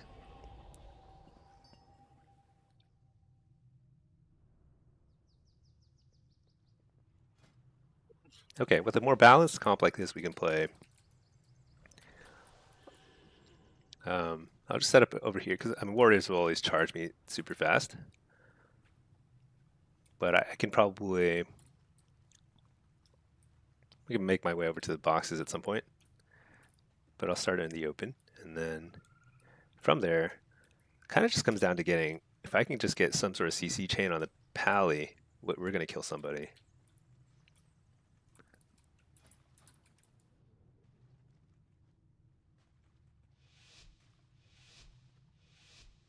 Jay, if you run old rates for mounts and mogs, sulfurin ingots, we're going for 3 to 10k due to anniversary legendary drop buff.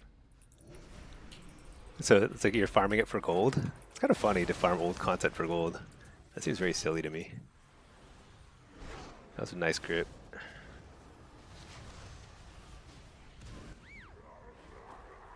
Nice. Okay.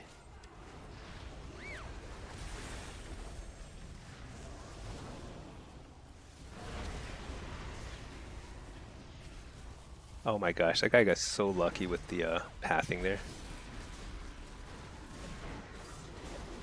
Ridiculous. That was just like that was unfortunate. I don't know how we fix that. I mean, the only way to fix that is we can't all run to the stairs at the same time. I probably should have communicated that. So we just ate like 2 AoE CCs.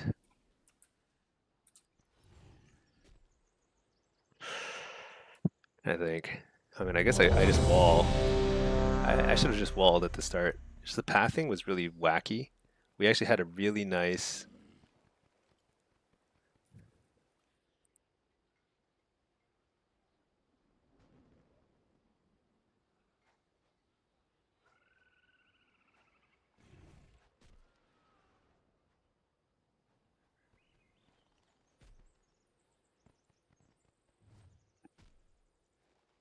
Yeah.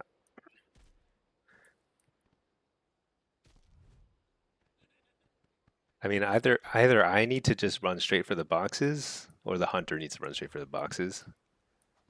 Um, Especially against a warrior who's just going to charge in first thing. AoE fear. He speared the hunter. Yeah, there's not much we can do there unless we're spread out at the start. I think with warriors, that's the hardest thing.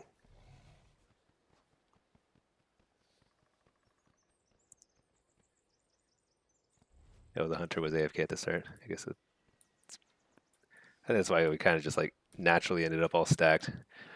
But with warriors, like you just have to like spread out the start because they always will charge, jump, whatever, and then AoE fear. It's like it's in their blood.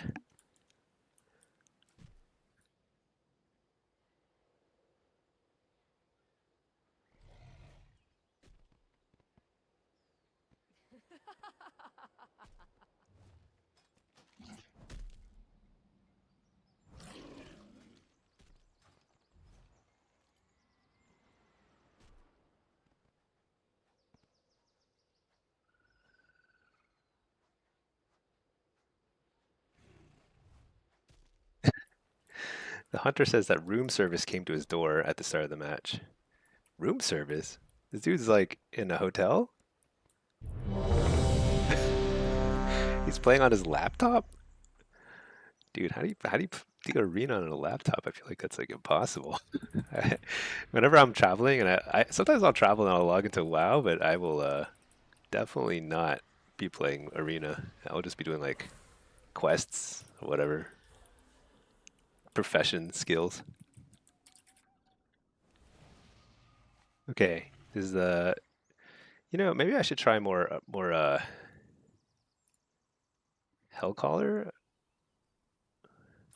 I guess Diablos beat this earlier pretty handily, so we'll just stick to that. Hey Betty, you're hard stuck 1700 on your Warlock. So, when people say hard stuck, it makes it sound bad. 1700 is really not bad. I'm pretty sure the average rating is below 16 or 15. Even though like starting MMR is like 19 or something, like your very first game because of inflation, the average is still much lower than that. So you should still feel pretty good about that. Second, it's just practice, Man, I hate warriors. It's so annoying.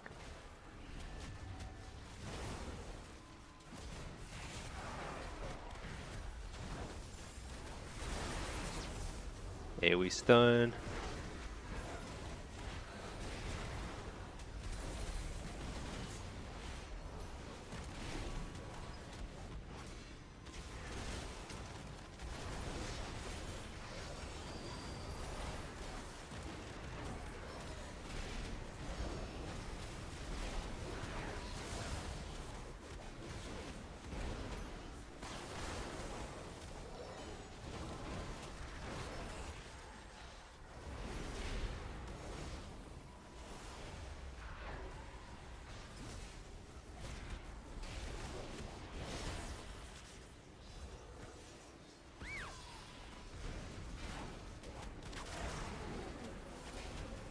Dude, I feel like I'm not even playing the same video game as these other guys. I mean, part of the issue is what I'd let happen is like, I'm getting too far from my port. Oh, there we go. I'm positive they had a lot more cooldowns left. So it's very lucky we won that. Very lucky. I got carried pretty hard by the priest and hunter there.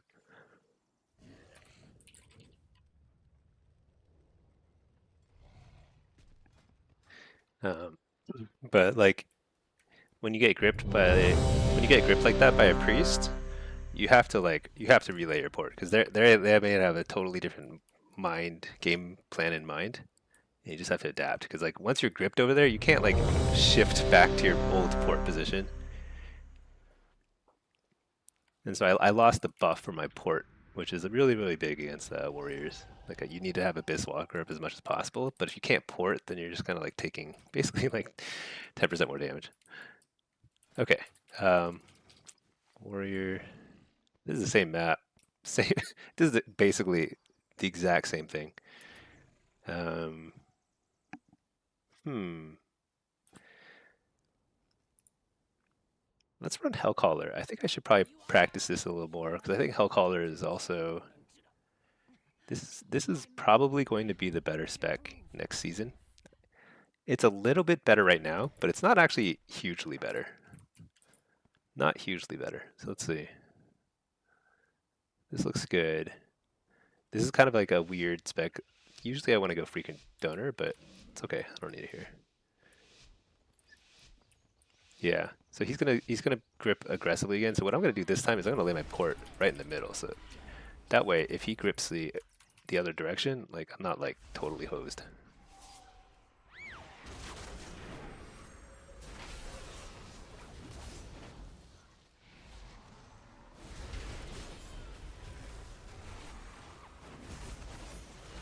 Where did my pet go?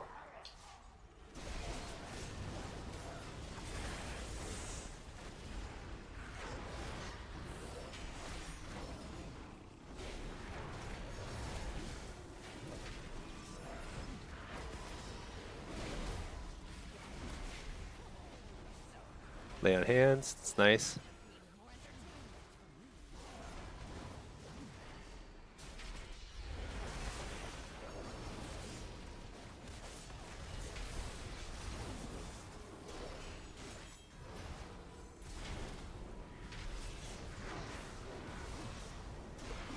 Double coil.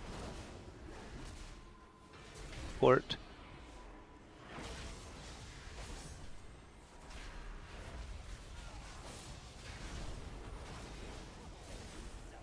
Dang. There's bubble, or a spell bot rather. Dude, I cannot get a fear for the life of me.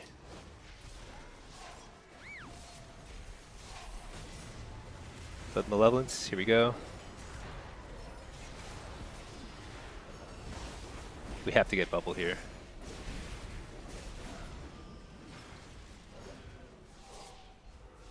Did not get bubble. Inner clone. Double coil. This is a bubble. There we go.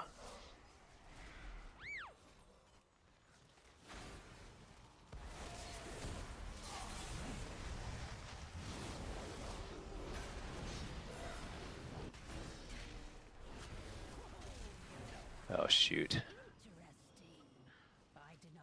I didn't. Yeah, shoot. I think I could have. I probably could have interrupted the clone, but he was coming out of that tree, and I think I just missed it. I did not expect this outcome.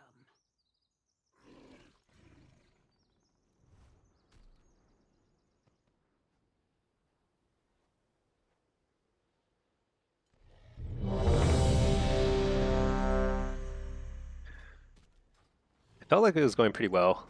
I think the hard thing to decide is like I think I should not have walled there. I should have waited for a barrier or something else because priest was they were doing a ton of damage. They're doing their go, and I was in a spear. But I think the priest was sufficiently free. I should have just held it because like we lost because I didn't have when the healer's fully CC'd, I don't have any other options other than wall. I think the hardest thing about Warlock is you have really one counter to CC chain on your healer. So you have to win before your healer gets CC chained twice. And or once even, if you have to wall early. And some healers will force you to, like this healer's good, but like a lot of healers will force you to use your wall before they will pop any cooldowns. You will never win games with them. They're just like Warlocks simply don't operate that way. You need to hold wall for the CC chain. And that's true in Solo Shuffle too. Solo Shuffle, sometimes you'll just lose, even though you still have wall and the healer has all their CDs, because it's one of those situations where like if the healer doesn't pop CDs before you use your wall, you're gonna lose anyway a minute later. if you don't if you use your wall right there. But that hasn't happened a lot. That was more just I think right there I just felt I'm not sure why I felt like I needed a wall there. Sometimes I don't even know why. Um, it definitely helped. I mean, we needed to use something, but probably could have just held it.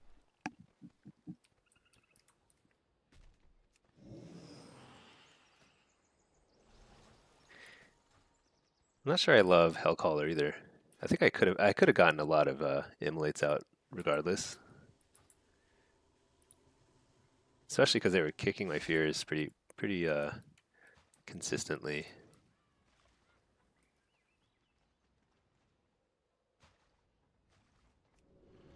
Oh, Hunter wants to leave queues so we can do a treasure goblin. You know what? I think that's a great idea. I'm gonna do it in the EU as well. Why not?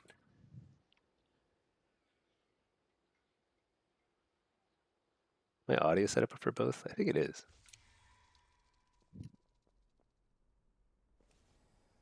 Yeah.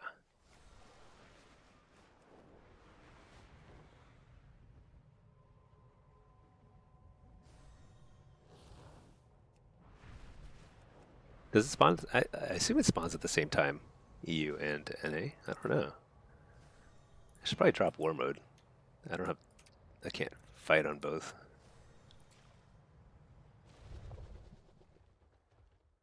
Nice.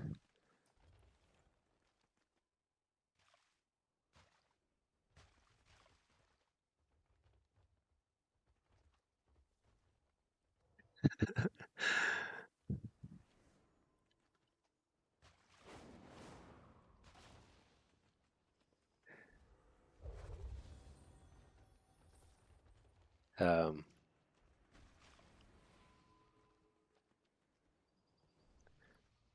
I think I. You know what? I'll throw this into the portal. Whatever. I don't even know if it's worth it. Looks like it's gonna spawn first over here. That's nice.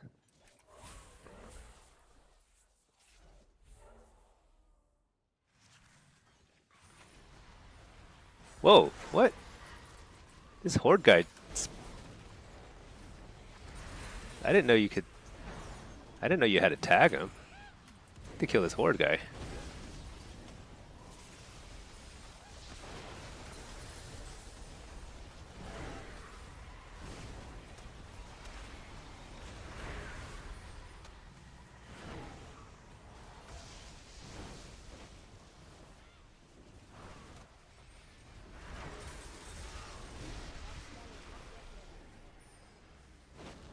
All right, tagged them all on 2 different characters. Oh, I think I got a mount. Dude.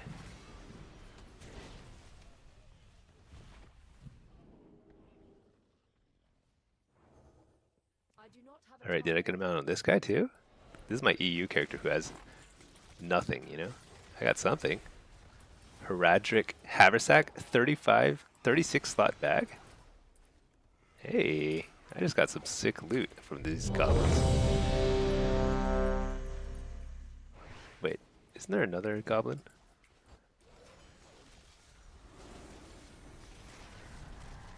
Wait. Oh, there's another one over there.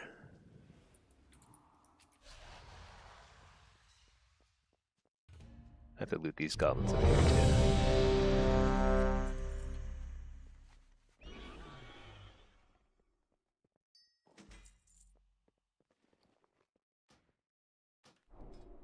Alright, I just got the charger. I think it's like the rare one.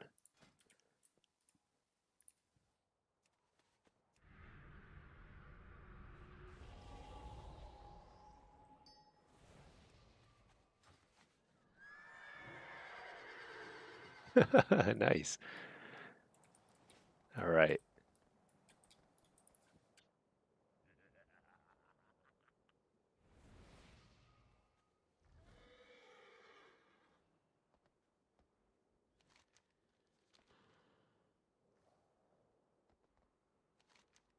Okay.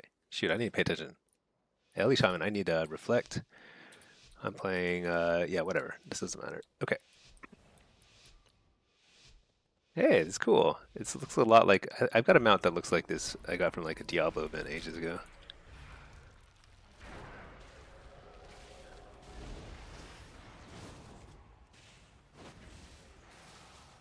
Huh. It's playing kind of weirdly scared.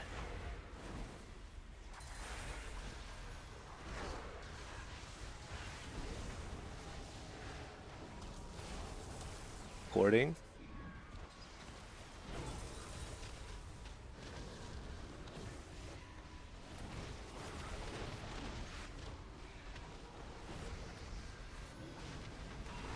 Hellstone.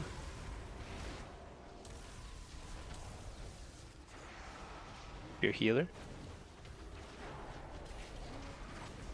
So we're kind of splitting our damage, which is, I think, working out well. This healer's kind of stressed out. I'm trying to kite this guy behind the pillar. Nice. Got the fake. Okay, he ran.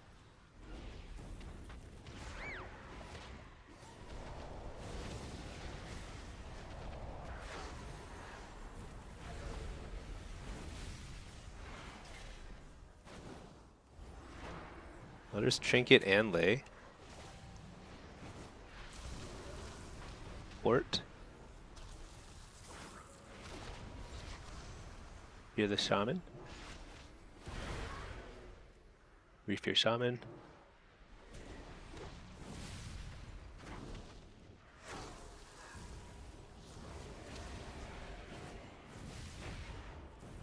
Heal grounding.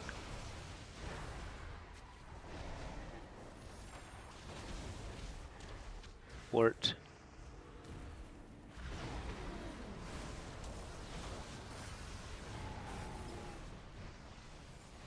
Healthstone.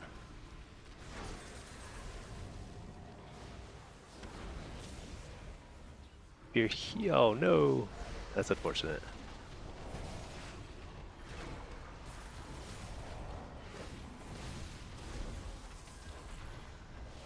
Dang. Sometimes the burst is great. Oh, he was playing Marks, I see. Yeah, the burst is a little wild sometimes. Especially with Ellie Windwalker. That's a crazy it can just go south so fast.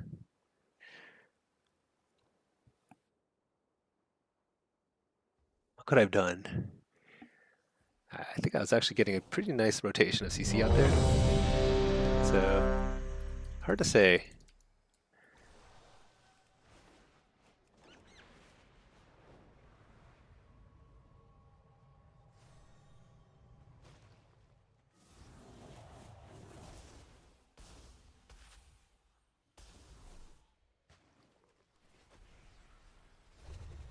Alright, what did I get on this guy?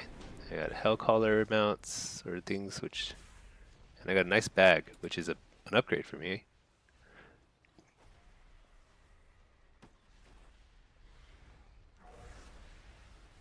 Wait. There we go. More bag space. Very nice.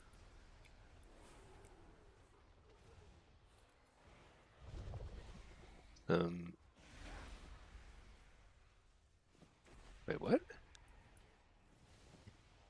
That's weird. So you don't learn these? You just, very bizarre.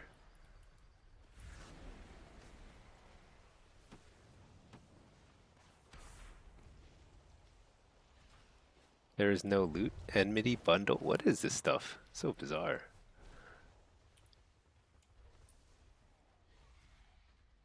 Did I get any more weird loot on this guy? I don't think so.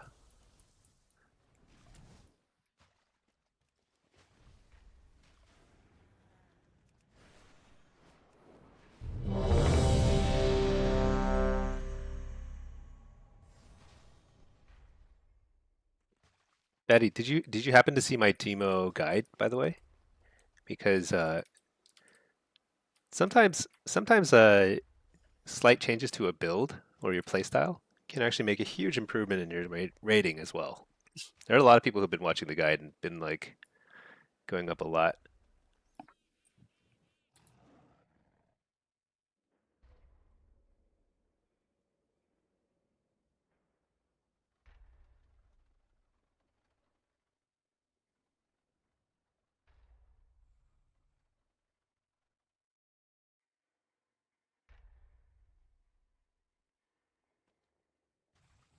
I think this guy wants to play Holy. I think that's cool.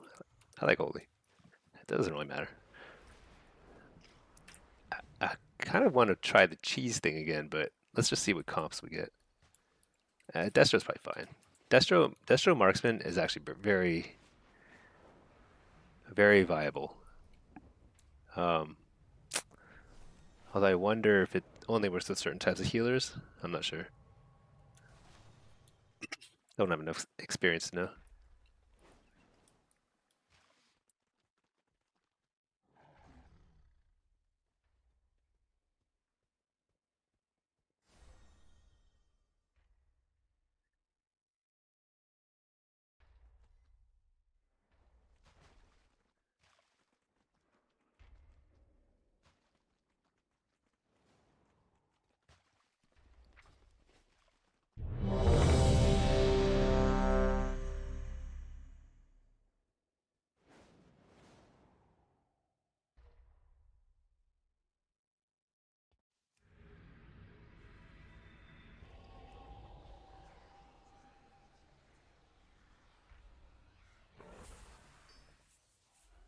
All right, survival, devastation. I think I want to run reflect against the devastation. It doesn't help a ton, but it can buy you a little time. Um, they have a lot of burst, and this map is super annoying because they have a lot of burst and a lot of like AoE.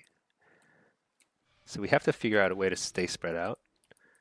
So this is where against double ranged, I would normally set up around the box, but I'm not sure that's the best idea here because we're gonna get super clumped here eventually.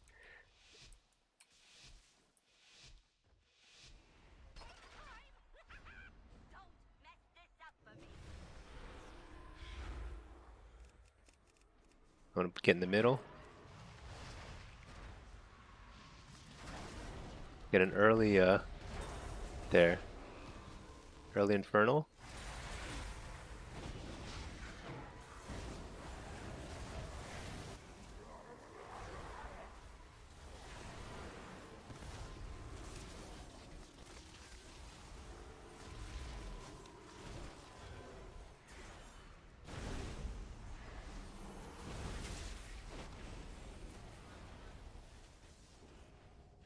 Silenced.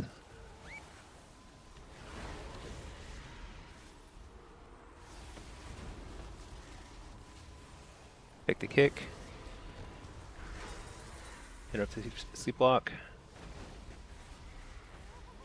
Nice. Got a full combo. That feels good. I think we managed to stay pretty far apart. So the dragon was like looking for a good deep breath opportunity and basically just like couldn't hit it.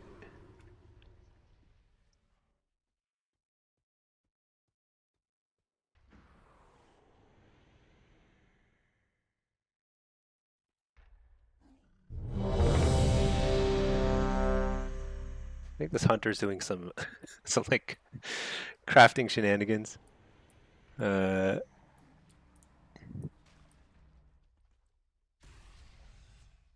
He's like crafting a bunch of stuff. If you're a JC, you can make a lot of money off this hunter right now. If you're in trade chat, I think it's pretty funny.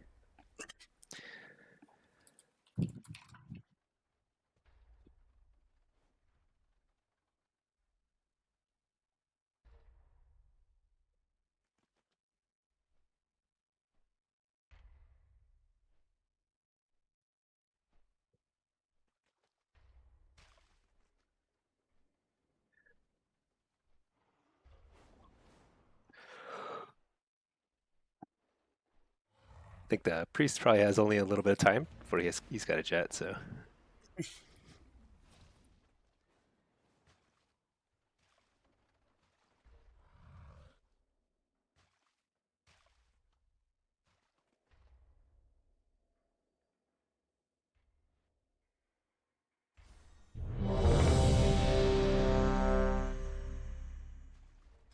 okay, let's try and get a few wins here before the priest has to leave.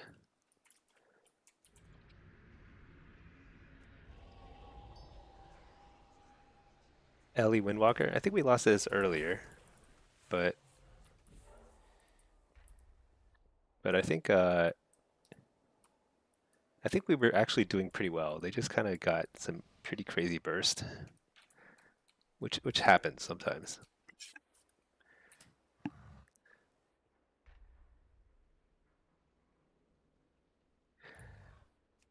I wonder if I should play Hellcaller here, just to.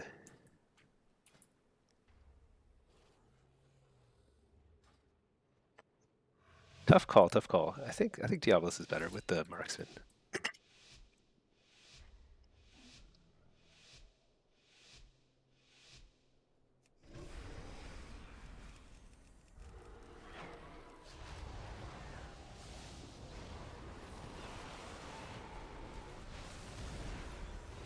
Double coil.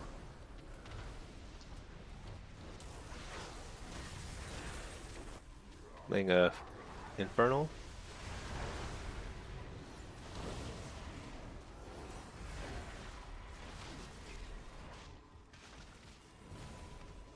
So this happens sometimes where like my port will bug out and it'll reset at the start of this particular match. Super annoying.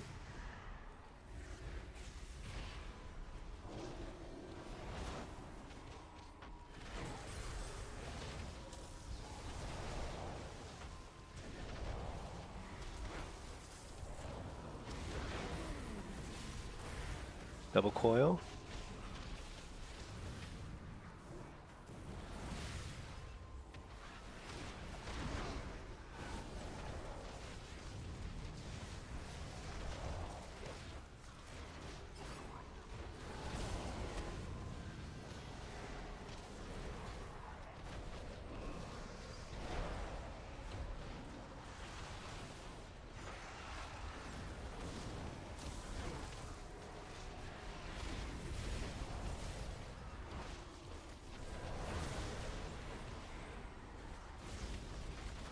Nice chastise. If I can get a fear here.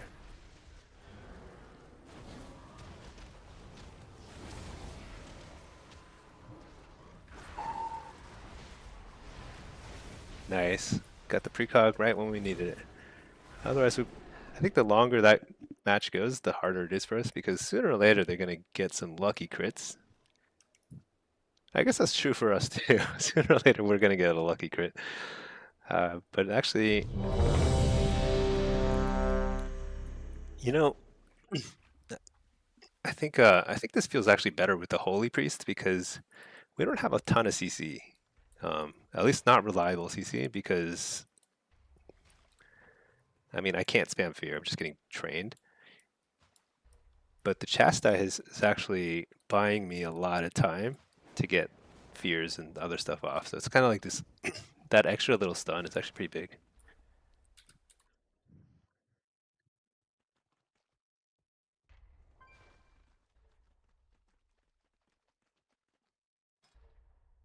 All right.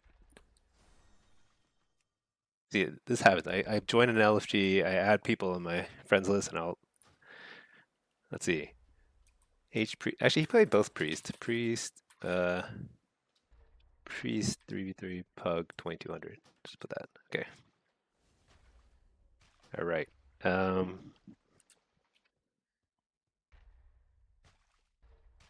Okay. You know, it's a surprisingly successful little LFG run. I think we lost points, but still pretty good. Nobody got mad. I think there was a little touch and go for a second there, but everyone found their groove. What else is out there? I'm still looking for like new comps, so stuff I haven't played before. Like I haven't played with a DK. I haven't played with a mage. There's a lot of stuff I haven't played with yet. Destro, they're too low rating. Yeah, I think it is solo shuffle time. Solo is like so much more fun anyway. Let's just do it. Q for that. Q on this guy over here. I'm gonna queue Affliction solo because we had a pretty successful cheese round at 2600, which is not bad. I actually think Affliction with Bloodstones is viable. The fact that it works at 2600 in solo shuffle, to me that means that it probably works in 3v3 if you have the right comp. Man, I can't believe I got the mount. I think it's pretty rare. But is it better? I guess it's got a little more like style. It's got this off-white color because the other one was like Tyrael's Charger, which I got like ages ago when I bought Diablo, like I don't know, 3 or 4 or whatever. I don't know.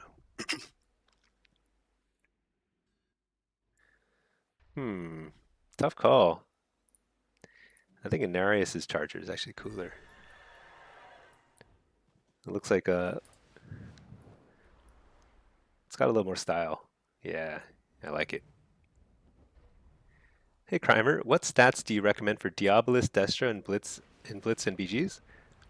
So I'll caution first by saying that as much as I love Diabolus Destro, and I play it almost exclusively in shuffle and threes, I find it pretty frustrating to play in Blitz because there's so much map movement that being able to cast Wither on the run is incredibly powerful. So I do recommend Hellcaller for any sort of battleground because generally speaking, you're going to be running around and casting, except for a few. If you're doing like team fights at Gilneas or Eye of the Storm in the middle, Diabolus is not terrible. It's actually pretty good.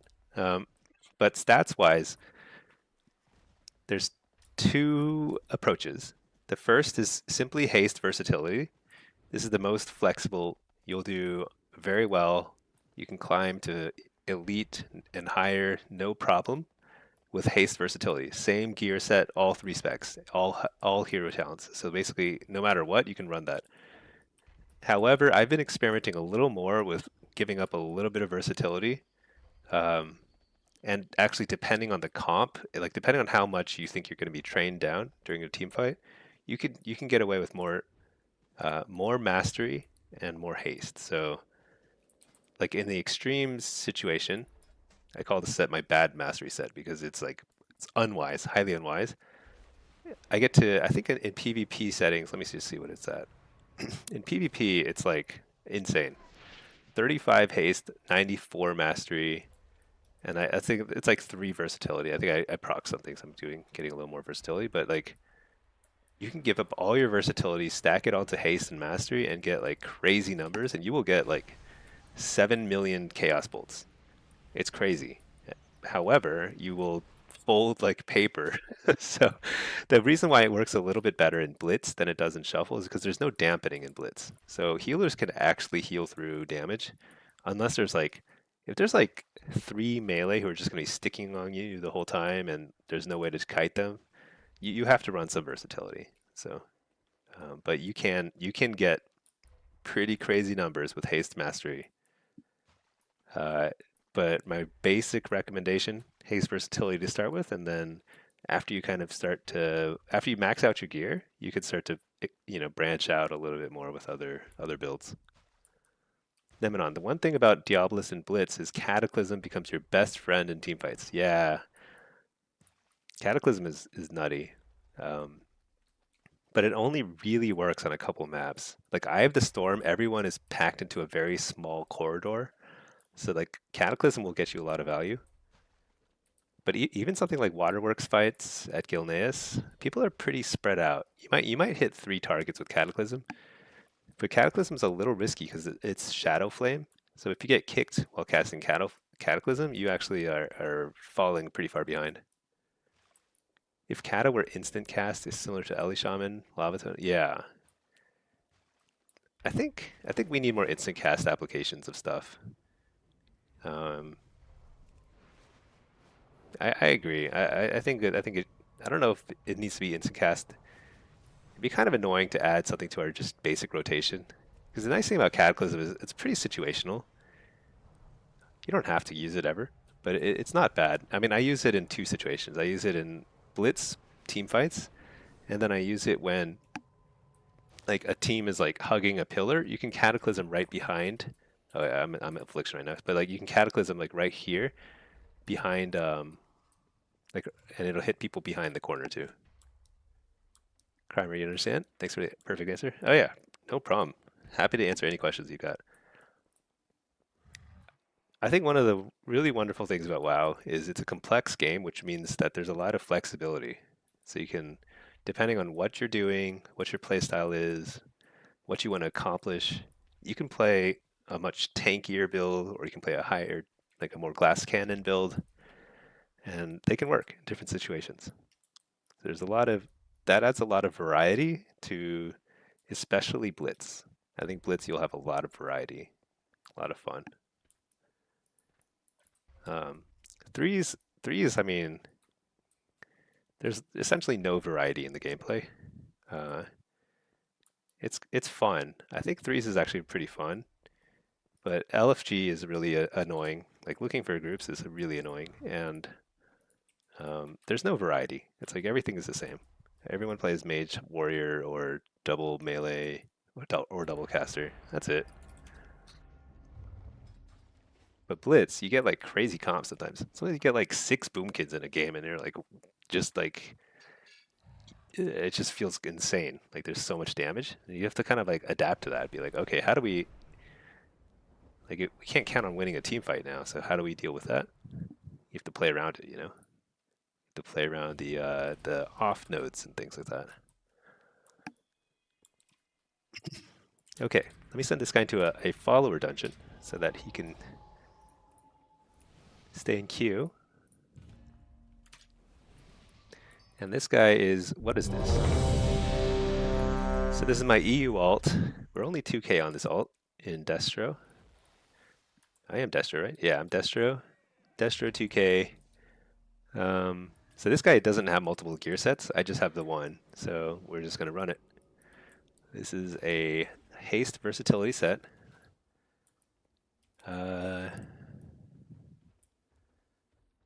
So they've got really high damage team. Our team fight is definitely worse than theirs, but we have a sub rogue. Sub rogues are pretty nice for playing around other objectives. I'll play Diablos so you can see what it's like, because Diablos is not terrible on this map. Hellcaller is better. I'll play Diablos. I'll skip the pet. I'll get Reflect.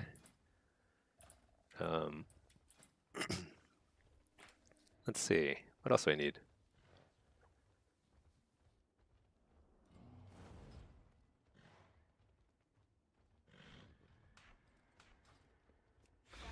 All right, let's go this. Okay, here we go. Nemenon, you forget, did I ever go over the new tier sets for Destro? What's the new tier set? I need to pull it up. I think I need to start making some videos to prepare for Season 3, like some expectations that I have. Because I don't have any yet. I need to sit down and look at all the patch notes, but I don't even think they're finalized, right? I might need to wait a week or two. But Destro, oh yeah. So the Hellcaller tier set is amazing, right? It's like, it lets you stack, like, your Wither will stack up super fast. And you'll basically get like the collapsing effect constantly. So I think that's really strong. I can't remember what the Diablos set bonus did. I think it's just a damage proc. Something kind of boring. Nothing like, no like interesting gameplay around it. So we don't have anybody watching our thing, and the Feral's missing. Along with both hunters. I'm gonna get murdered here if they're coming. But it's actually a little surprising. Okay, both hunters are mid. Feral has got to be over here somewhere, right? Where is he? There he is. Yeah, look at him. He's hiding behind this little pillar. That's so funny. The thing is, he can't take it from me unless he... There he is. Coil. Fake the kick. Okay, nice. He kicks that instead. I don't think I have to use trinket or anything because like I've got assistance here from the rest of the team. But here, like on this map, you're basically just watching for like shenanigans, and otherwise, you just want to win mid. So it's a very simple map. I actually think it's one of the most elegant, kind of like balanced maps, because there's a lot less just shenanigans. I don't know. That's like the best word for it, I think. A lot less like room for mistakes. That's the best way to put it. There is some room for mistakes, and like single players can make big plays, but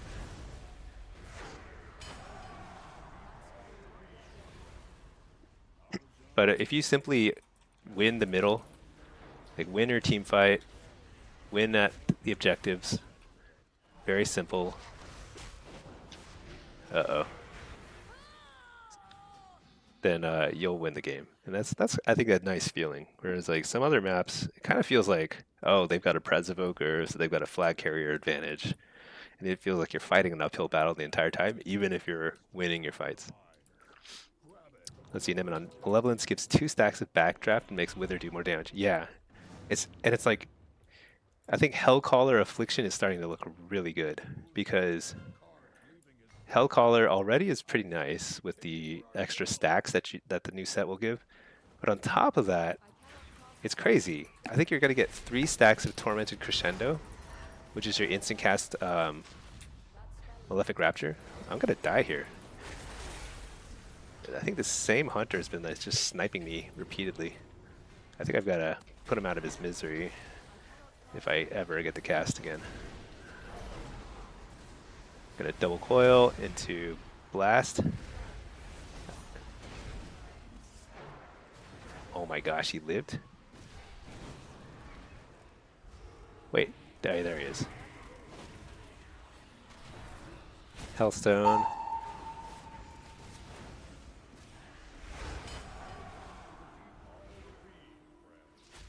Oh my gosh, he's got 2 healers.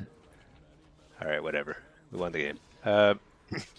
Yeah, so I'm actually really looking forward to the set. I think we're going to see totally different playstyle. I think Affliction is very possibly going to have 2 viable hero talents, which is a first for the entire expansion. Hellcaller has not been viable. I mean, I've played it because it's fun, but it's not actually viable in the way that Soul Harvester Affliction is. I don't think this hunter realizes that I have a little vendetta with him. And oh, what's this? Got some achievements.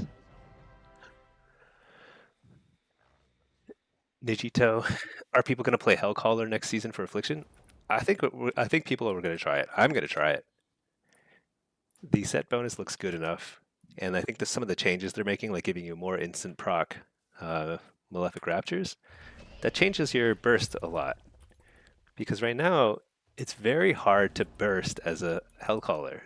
I mean, you do like AoE burst with like just put up your dots and you hit your Malevolence button, but that's it. It's like so underwhelming. And when you're trying to burn down a single target, which is the most important thing in PvP, you just can't. There's like no opportunity. But maybe with a little extra damage, a little extra scaling, it'll be possible. Nemenon, the Diabolus one looks interesting too because of the change they added makes it so Shadowburn summons a demon thing that you throw at the enemy. Let me look that up. I'm not sure what that means. Not sure where to even find this stuff.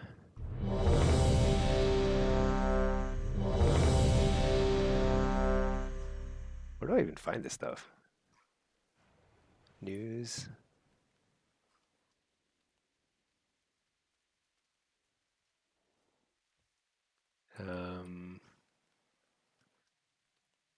Huh.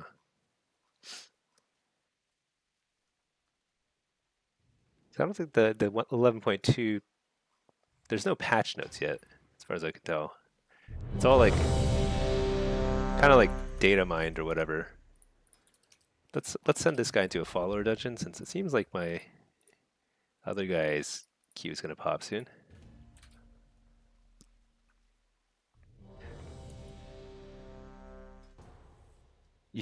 Yeah, Wowhead is so difficult to navigate because they are constantly adding stuff to it. Yeah, it's like the it's too much information.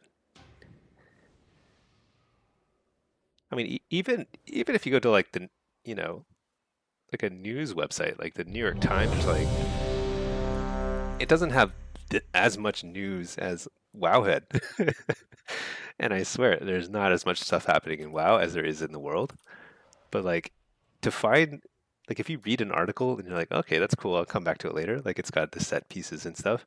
You can't find it again. It's gone. It's like it will be on page like 10 by the time you look for it again. It's crazy. It's because they put an article about every single little like look data mined cutscenes. I mean, and there's like 15 versions of WoW that they're covering, plus Diablo. I don't know. Oh, here. I guess this is it. Okay, well, anyway, first let's do this. So what I've got here. Balanced Druid, 2 Hunters, Marks, Prez. I'm playing Affliction, so I actually need to reload real quick. Hey, Drastic. What frame add-on is that for the teams? So on the left side, this is called shadowed unit frames. That's what I use for my party, pet frame, all the unit frames.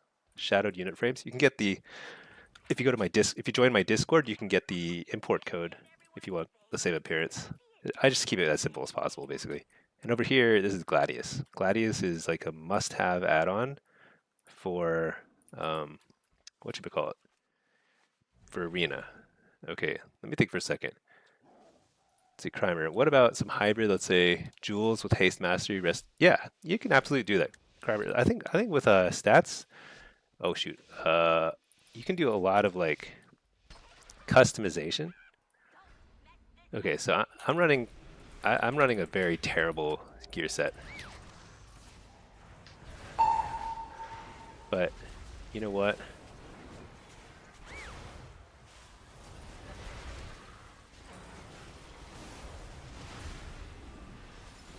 Go big or go home.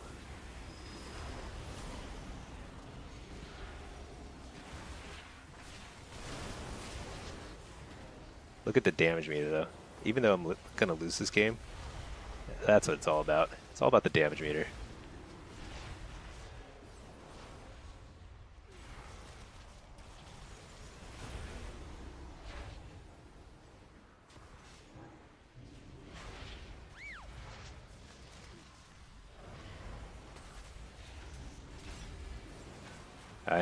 I'm out of steam here, so this is it.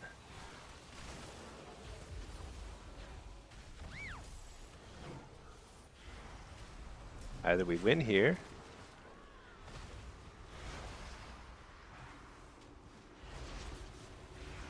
Actually, I do have another cooldown coming up here, so nice. I faked the kick. This is it. This is probably unhealable, I think. Seems pretty healable to me now. Port.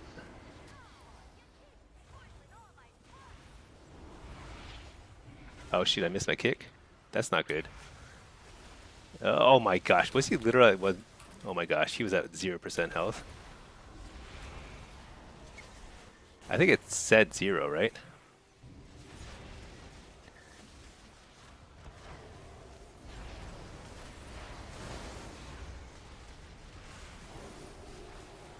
Oh, very nice to get a... Oh my gosh. How many kicks can I miss in a game? That's a good question. Dude, I can't believe we lost that. Holy cow. He was at 0.0%. What did I do wrong there? I think when he was super low, I just couldn't... I didn't have anything I could cast. I should have stabbed him with my my little dagger. Drastic, the BG frames? Oh, BG frames, that's called Battleground Enemies. So when you're in Blitz, the equivalent of Gladius in Blitz is called Battleground Enemies. I actually think it's one word, but if you type it in 2 words, it's fine too. It's amazing. It's just as useful as Gladius.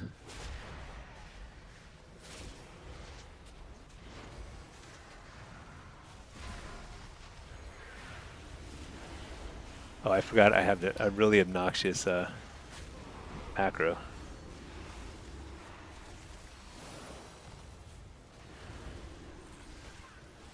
Oh my god, I died so fast. Look at the damage though. It's so funny.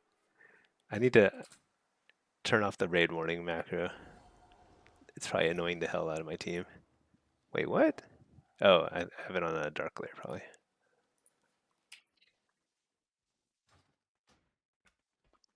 So I'm running this kind of cheesy build.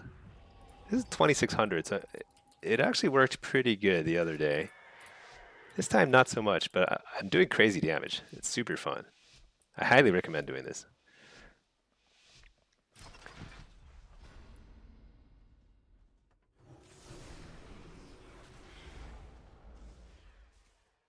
The thing is, like, if I don't kill somebody in the first like few seconds, then my chance of winning goes down pretty exponentially. Still winnable, but just very, very exponentially worse and harder.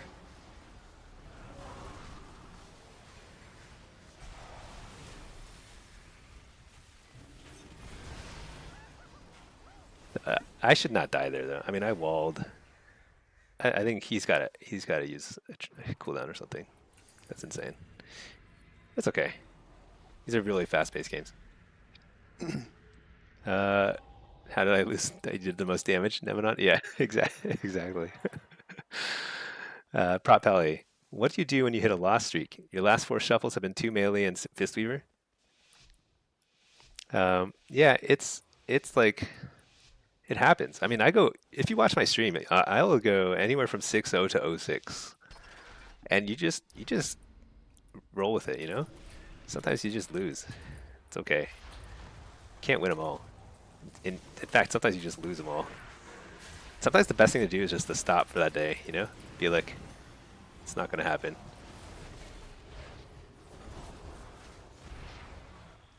Oh my gosh, so bad. I've got to fake this kick. Nice, I faked it, so here we go. I'm going to crank. I'm going to pop my defensive, just so I can...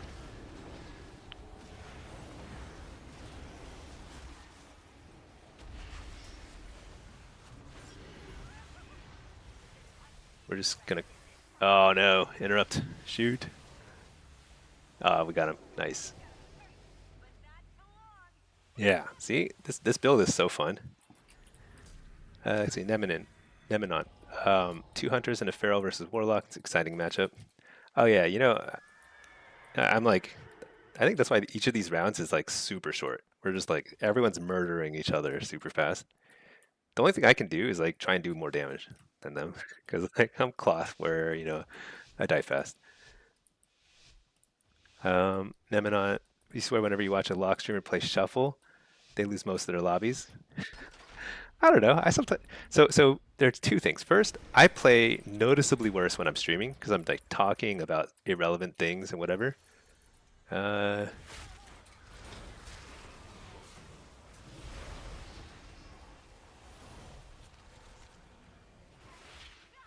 Oh, I think the Pally might be a little tilted. Has he not won a round?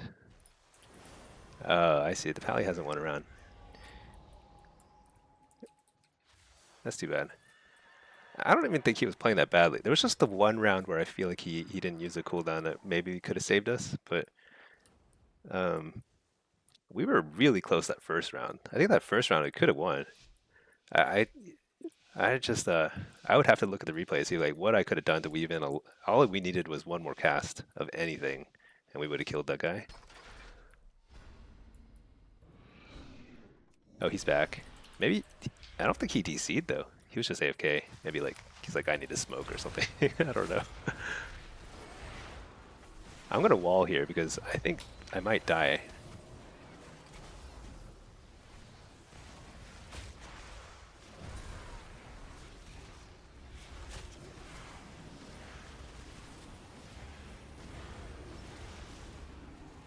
Dang. They did a really good job of holding their kick for as long as they did.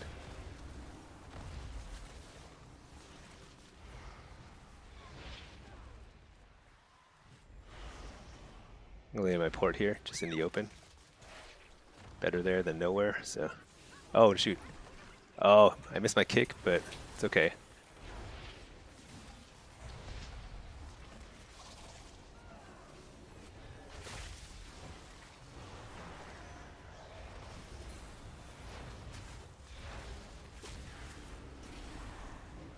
Or just for the buff.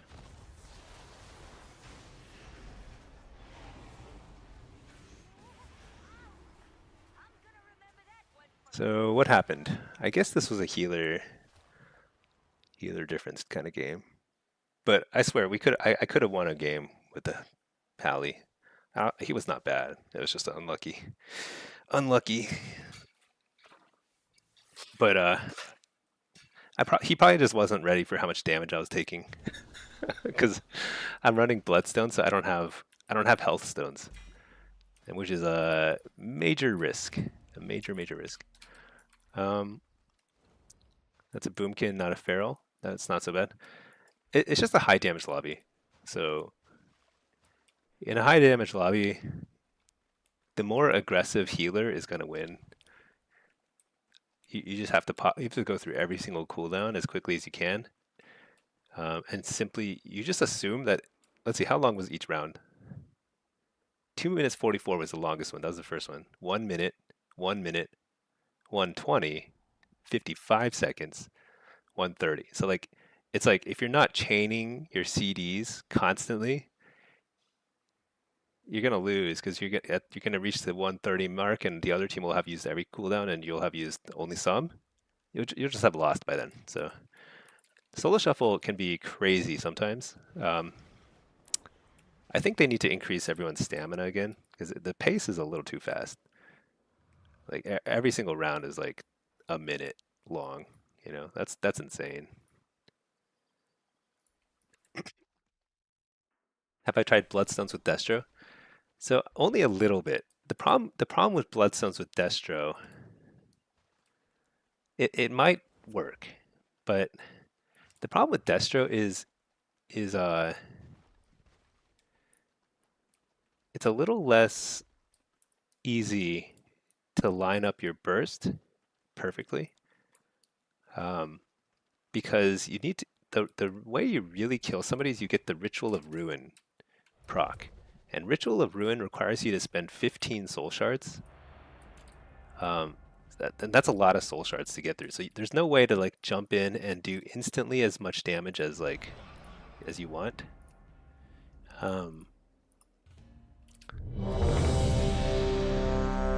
Whereas with Affliction, I just put my dots up and I hit Dark Glare, and I'm doing max damage.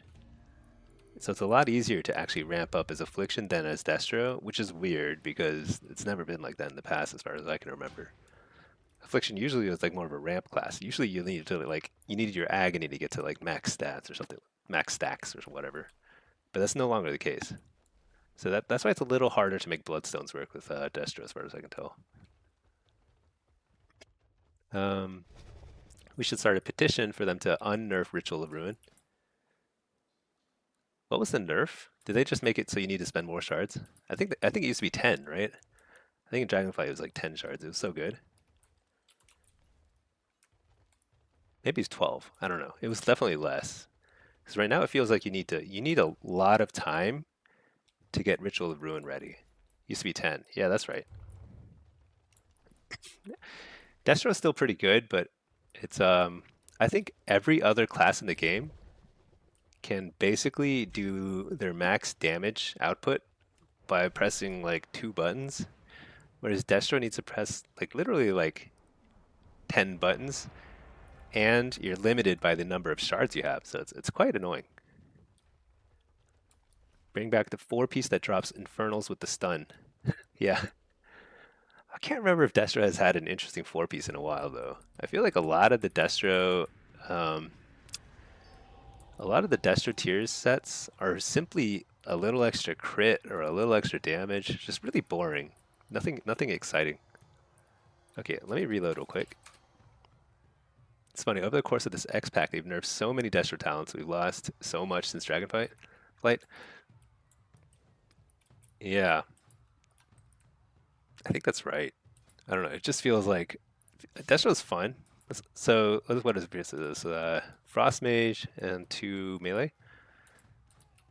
So here I want Impish Instincts. I'm gonna run Diabolus because I like it. Usually against double melee, Hellcaller is a little bit better because you can more reliably get your Immolates out, Wither. But with Diabolist, it can be advantageous sometimes depending on like what kind of people you're facing. Like what rating is this? This is 2440. So this is not a great positioning, but that's okay. We're fine. Oh my gosh, I just overwrote my amp curse, I think. Totally unnecessary. Dropping an Infernal, double coil.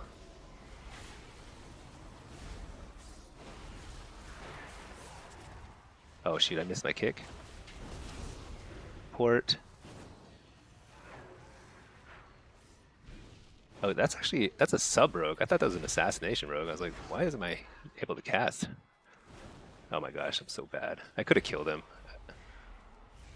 No. That seems like an insane way to die. No, I mean, we were so dominating that round. I actually don't know what happened. That's like a mystery to me. How did he die? Flame Rift was kind of cool. What was Flame Rift? Like this stuff? The Dimensional Rift?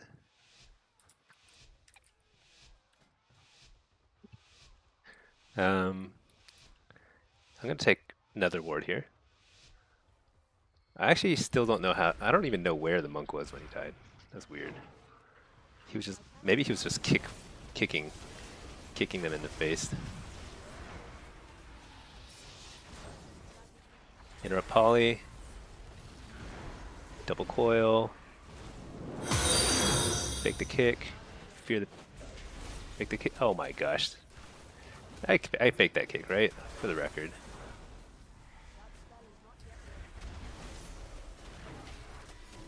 I sure could use a heal at some point here. Alright, let's go on a mage. Nice, fake the kick.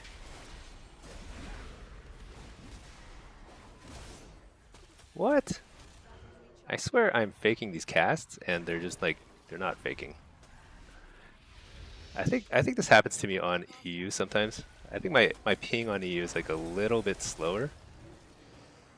Because I'm an NA base player. So I'm just going to chalk it up. That's like my excuse.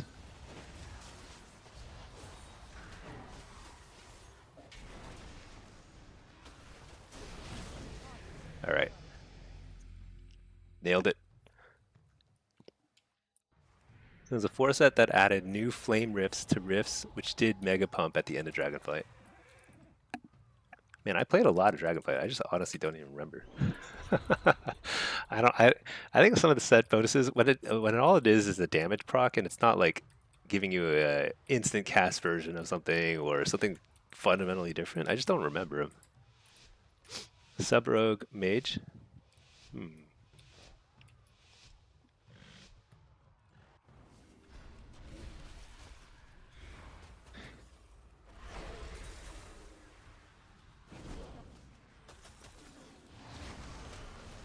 Oh, I needed to not trinket there. I trinketed. That's so bad. It's like unbelievably dumb that I trinketed that. Double coil.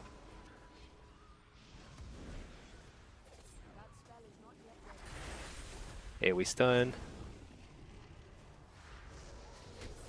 Oh man, he got the kick off. That's good. Well done.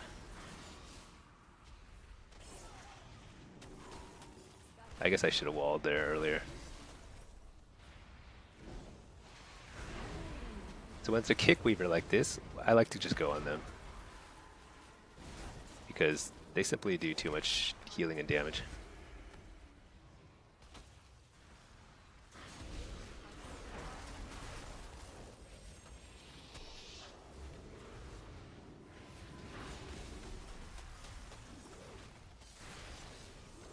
This is pretty rough. This feels like no fun.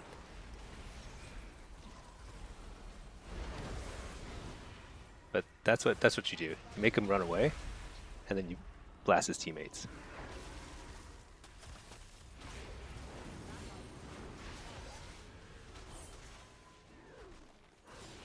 Unfortunately, I can't stop any of that damage.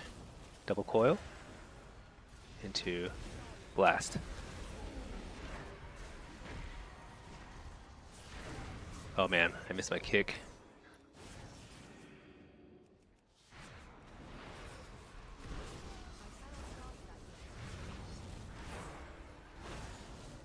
Wart for a second.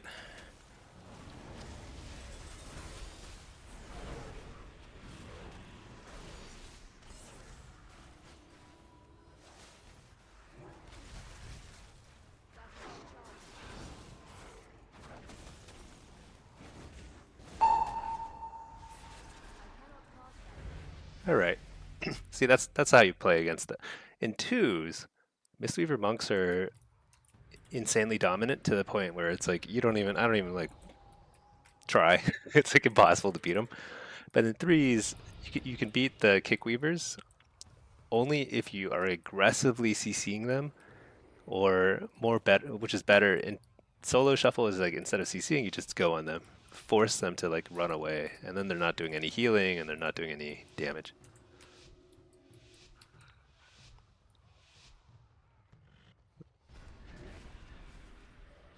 With Mayhem, is there a trick to getting it to proc on the guy you want? No. I mean, half the time when I say double coil, I'm like double coiling is like water elemental or this GG guy or something, you know. But it doesn't matter. You get the extra heals, you get the extra damage, and generally speaking, it procs so much that you just don't care. I don't know. Interrupt the healer. No. Coil that, or trinket that rather. Oh man.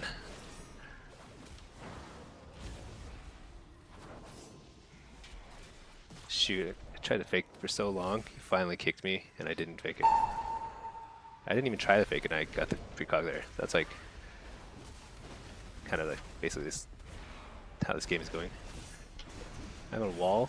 I might have walled a little late, but between wall and the barrier, it should be okay. Double coil. JK, it's on CD.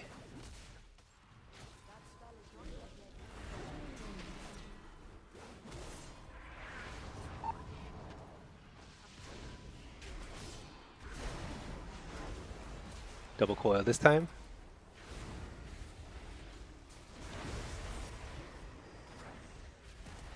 So my healer's probably stressed out because I line of sighted him. But I kind of had to. I don't think I had a choice there.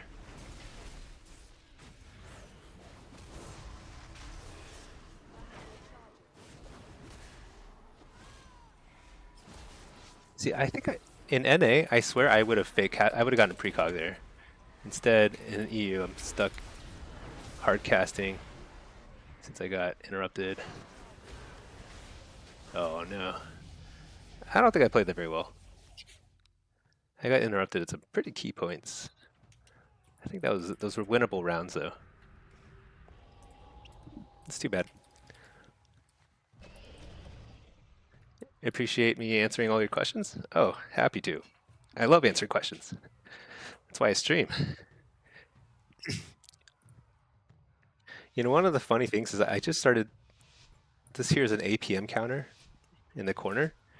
So I just started taking a look at what my APM is while I'm playing. And I've noticed that like when I'm streaming, my APM is like 480, 450, something like that.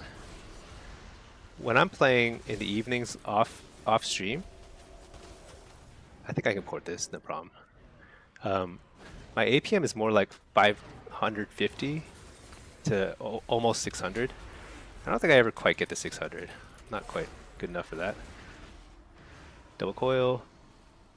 So I think I'm just play a lot worse on stream. So bear with me while I lose some of these rounds. But some of these rounds I just feel like I can't even understand why I lost, because I would normally have won them.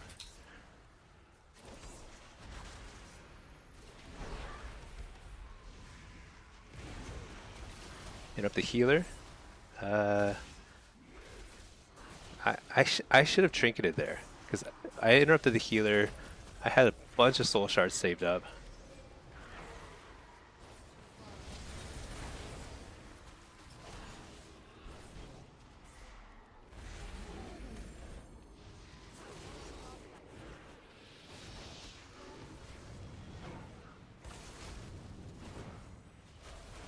I interrupted the wrong school from the healer.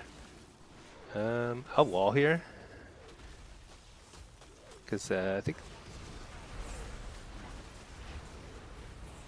we can get the kill here.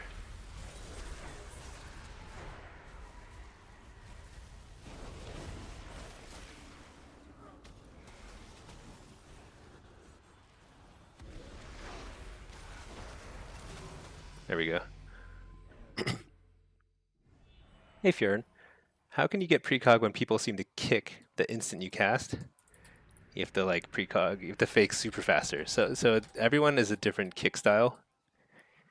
Some people are like, they kick super early all the time. Well, I guess the way to put it is most 95% of people are consistent with the way they interrupt stuff. They're either early kickers or late kickers, and you simply need to adapt to your fake casts. Really good players, like the top players. Hold on, what is this? Is this like a DPS race on healers? Do we win this? I don't think so. Double coil.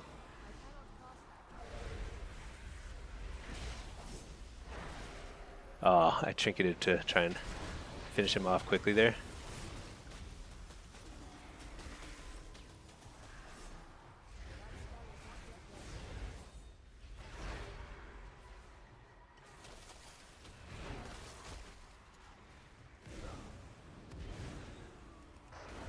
Oh, I thought I ported the stun.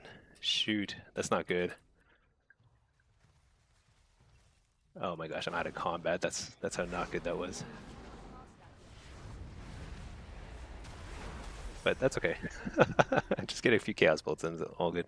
Oh, the mage didn't win any. Huh. Okay, well, anyway. You feel like people have add-ons that auto kick? Oh yeah. There are definitely some people that do. It's truly unfortunate, but there are definitely some people who cheat at the game. I don't know why. I mean, what do you get out of cheating? I mean, it's like, yes, you'll get more rating, but why even play a game if you're gonna cheat at it? You know, it's just like the whole point of playing a game is to test yourself. It's like, how good am I? It's like fundamentally the only point to play games. But yeah, there's some people who have like auto kicks. They'll consistently kick you in the first like 0.5 seconds of your cast. You simply need to be baiting their kicks with other stuff, with stuff they're just going to kick, like fear, or you need to fake cast super fast. Like you just tap your button and it's like you tap it instead stop casting immediately. You can actually bait even the bots sometimes. But there's some people. I mean, sometimes I get lucky. Like I'll kick people super early if I feel pretty confident I know what they're doing. Like they're running into penance or something. I'll kick them like in anticipation of it, and it can feel really good. But I can only do that every now and then. You know, that's like very rare. If somebody's consistently kicking you super early, they're probably cheating, and screw them for one. Second, like I honestly don't see that many really good players cheating. I think I see it sometimes, but not always. Not very often.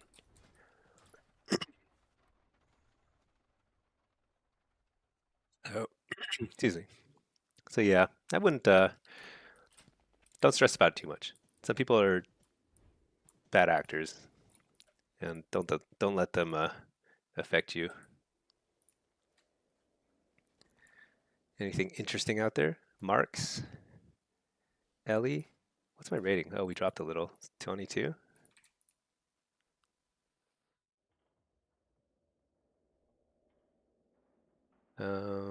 Ellie is.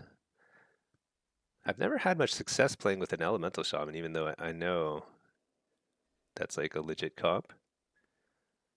It seems to only work against certain comps, and it works really well against certain comps, but I don't know.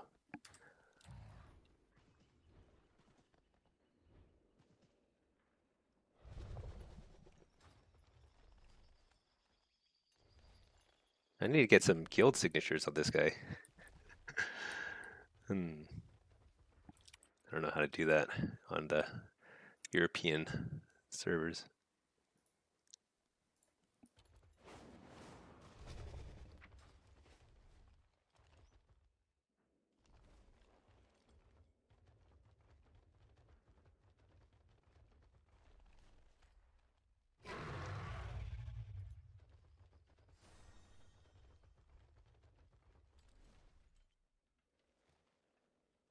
Oh man, you know what I missed? I missed another goblin spawn. Oh, actually, I don't need to do goblins anymore. Because the only thing I wanted was this mount. I got it. It's pretty cool. Oh man, um, how many shards do I have? 12. So I need a lot of Hellstone shards in order to. Actually, can I? Oh, I can transfer from.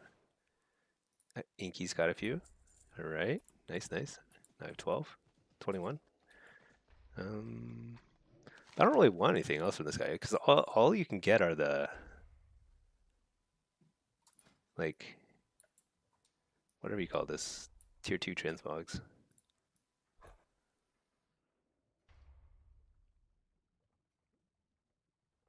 I mean, this one's super red. That's kind of cool. Just sort of, it's like so red. What's this? Death Knight?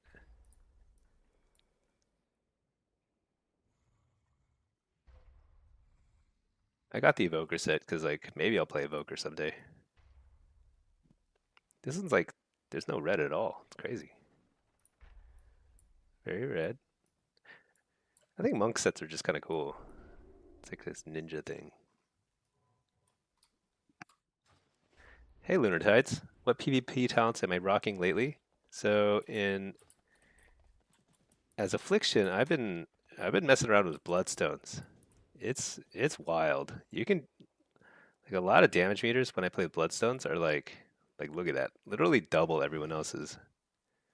And these are high damage classes like Boomkin and Marksman. These are 2600 players too, so it's like and this is like literally triple, more than triple second place's damage in this round. Just kind of blew them up. I think we lost. I think we lost this round.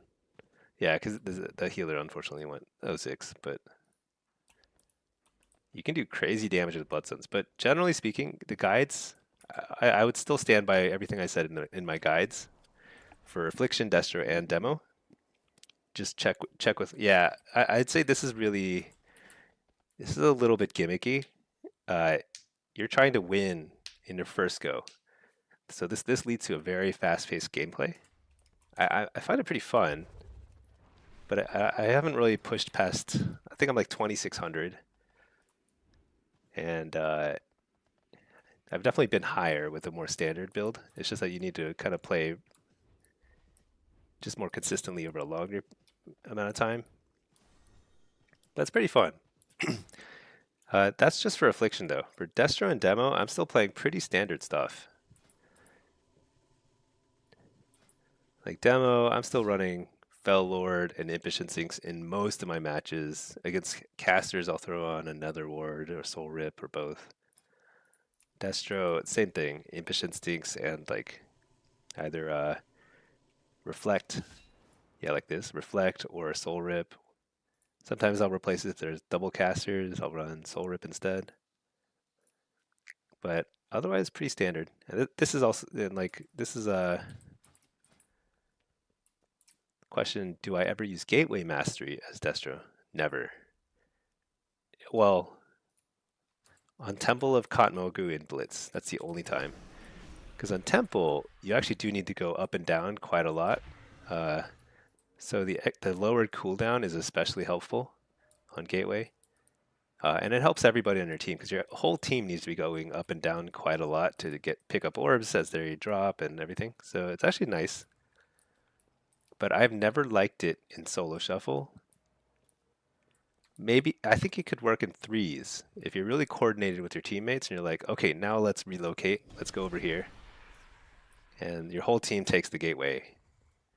But the thing about solo shuffle is if you lay a long gate and your teammates don't know about it, and they take the long gate and they're suddenly like super far from the healer, like I think you lose more games than you win. You're taking gateway mastery in solo shuffle. So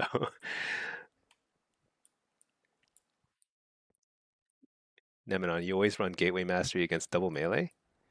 I don't know, because what happens then is like you take it and you're so far from your healer, and the melee I feel like have an easier time getting to you than your own healer has getting to you.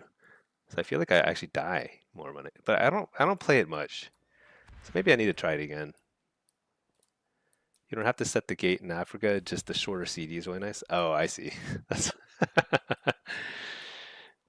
an excellent point. You don't have to lay it super far. You can do a shorter gate and still get quite a lot of use out of it. Excellent point. See, that's why I have people like you on my stream so you can like use your big brain. I'll be like, you can't use this thing because it's just too far. But of course, you can use it over a shorter distance, obviously. That's funny. Yeah. You know, it's probably not bad. No, I mean, because like Gateway is nice mobility. Um, it's just I tend to consider it a liability, but you just don't have to lay it super far. So that's like that actually completely changes the equation. The thing about Destro is you have more of leeway because Soul Rip is like can be nice, but it's not a huge. I don't feel that much safer with Soul Rip to be honest. I think I would still probably take Soul Rip over Gateway Mastery. But you know, you can actually ditch Fell Fisher. The reason why I like Fell Fisher is it guarantees that whatever I'm Chaos Bolting is going to be slowed at least a little bit and have the healing reduction. Because usually your kill comes from doing like 2 or 3 Chaos Bolts in a row. So I think it's pretty helpful. So I'd hate to give this up, even if you're playing with like a rogue or somebody who's going to apply both a slow and an MS effect. I just like the self-reliance there. But Soul Rip is pretty optional, and they're both pretty optional. You could run Gateway Mastery. Yeah, it's totally viable. No matter, you wish Feldfisher was a dot, not a little puddle they walk out of. Yeah, but truth is, it's only like you only need like a 4-second window to kill somebody. So even if they walk out of it, and you're just like each time you cast Chaos Bolt, it's laying a little puddle on the ground. So it's not the worst. Okay. Didn't I just do this map? All right, whatever. Oh, it's a tank map. Tank map is really wacky on this map because they can survive in the middle and just spin the crystal forever, which puts a lot more emphasis on the off cards. A lot of melee. Basically all melee. What? We have all the casters and they have all the melee. Okay. Oh, this is a BM hunter, never mind. You know, I think I'm actually going to run Hellcaller here. No pet. The only reason I ditched the pet is because it's going to die a lot.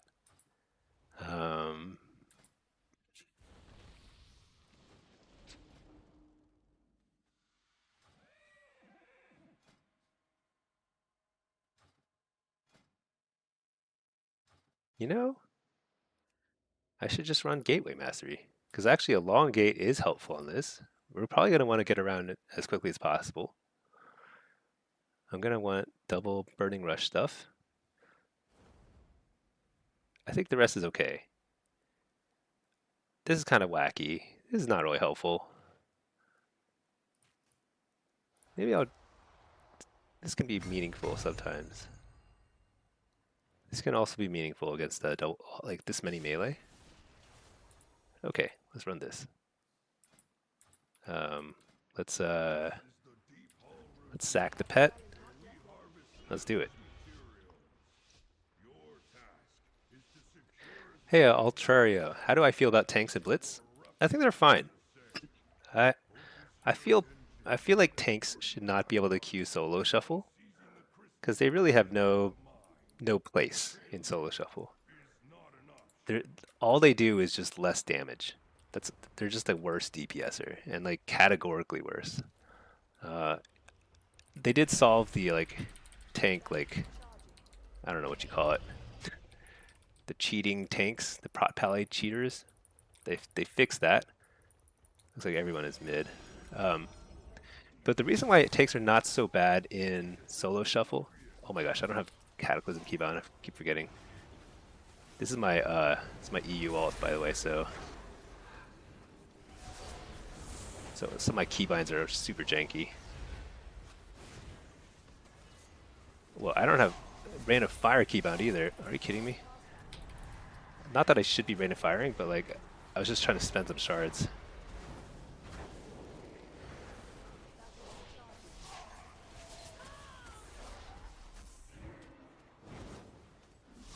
But because Blitz is an objective-based gameplay,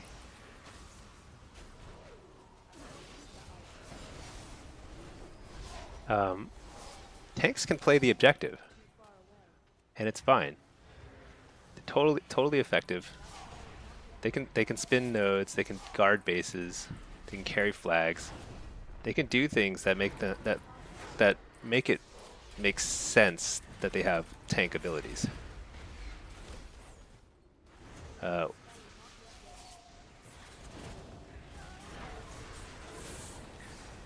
wasn't even paying attention. We're Horde. We were losing a second ago. Hopefully that guy dies. Yeah, nice. Alright, I'm missing a lot of keybinds here, which is really annoying.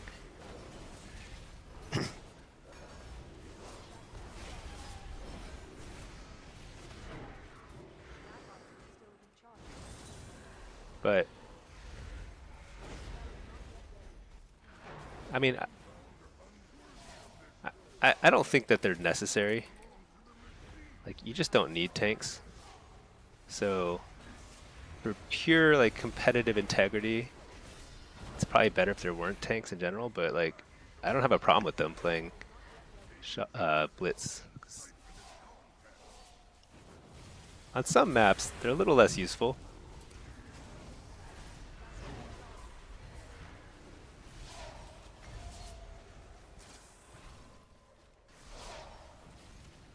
Like this one here, you don't really need a tank. Oh man.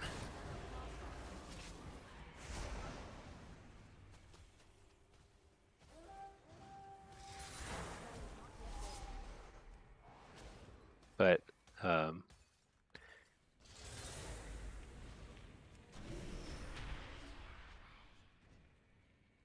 I'm going to accompany the crystal guy, make sure we also keep this cart.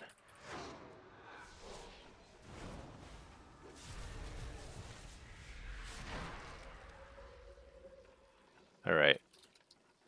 So the other team has been playing pretty well around the off carts, which makes sense. They're doing a good job because we have a stronger team fight.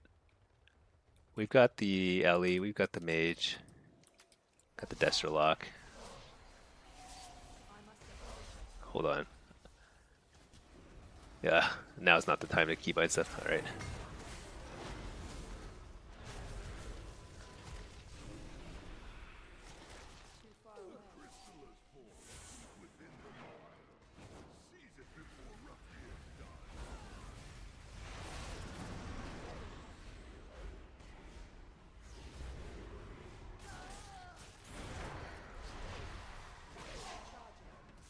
Oh my gosh, so annoying.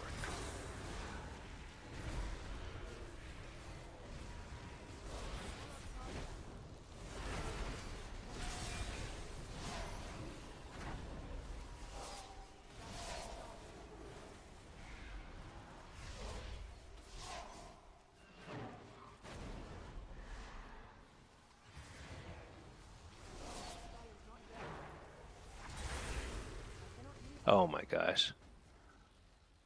We're gonna lose our base again.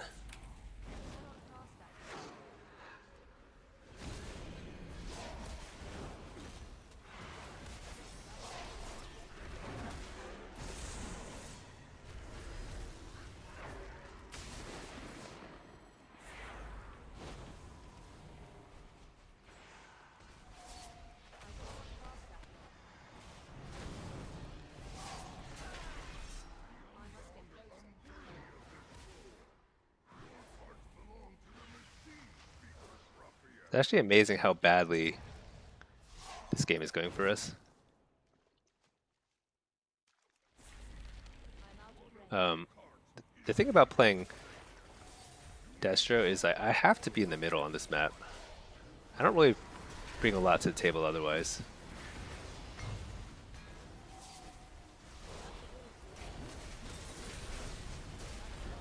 Oh shoot.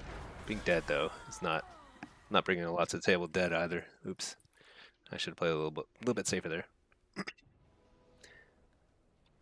Altrario, are they as hard to kill as healers? They still take 50% more damage? Yeah, so they're not that tanky.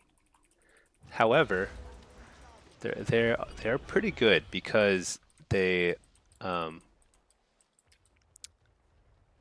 when they're flag carrying, they'll have a healer with them, and it's a lot easier for a healer to keep somebody else alive than it is for a healer to keep themselves alive. Not always. Like a lot of healers are pretty tanky, and like they'll be fine. Oops, that's the wrong button. Hold on, I need to get my Cataclysm keybound. All right.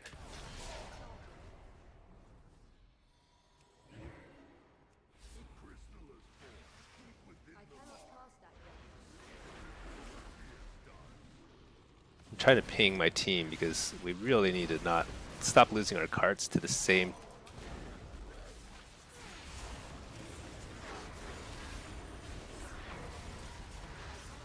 rogue feral combo. There we go.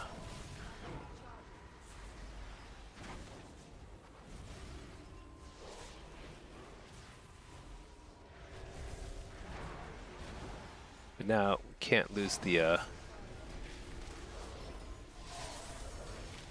we need to make sure we spin everything properly.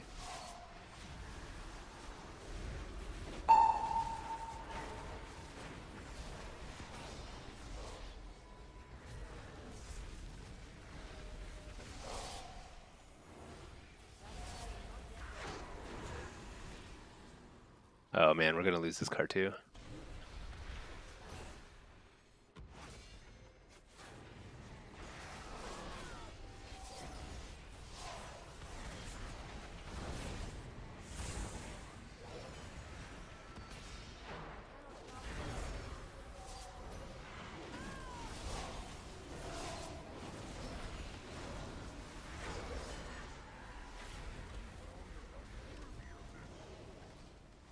Oh man, we're gonna lose by like 1 point.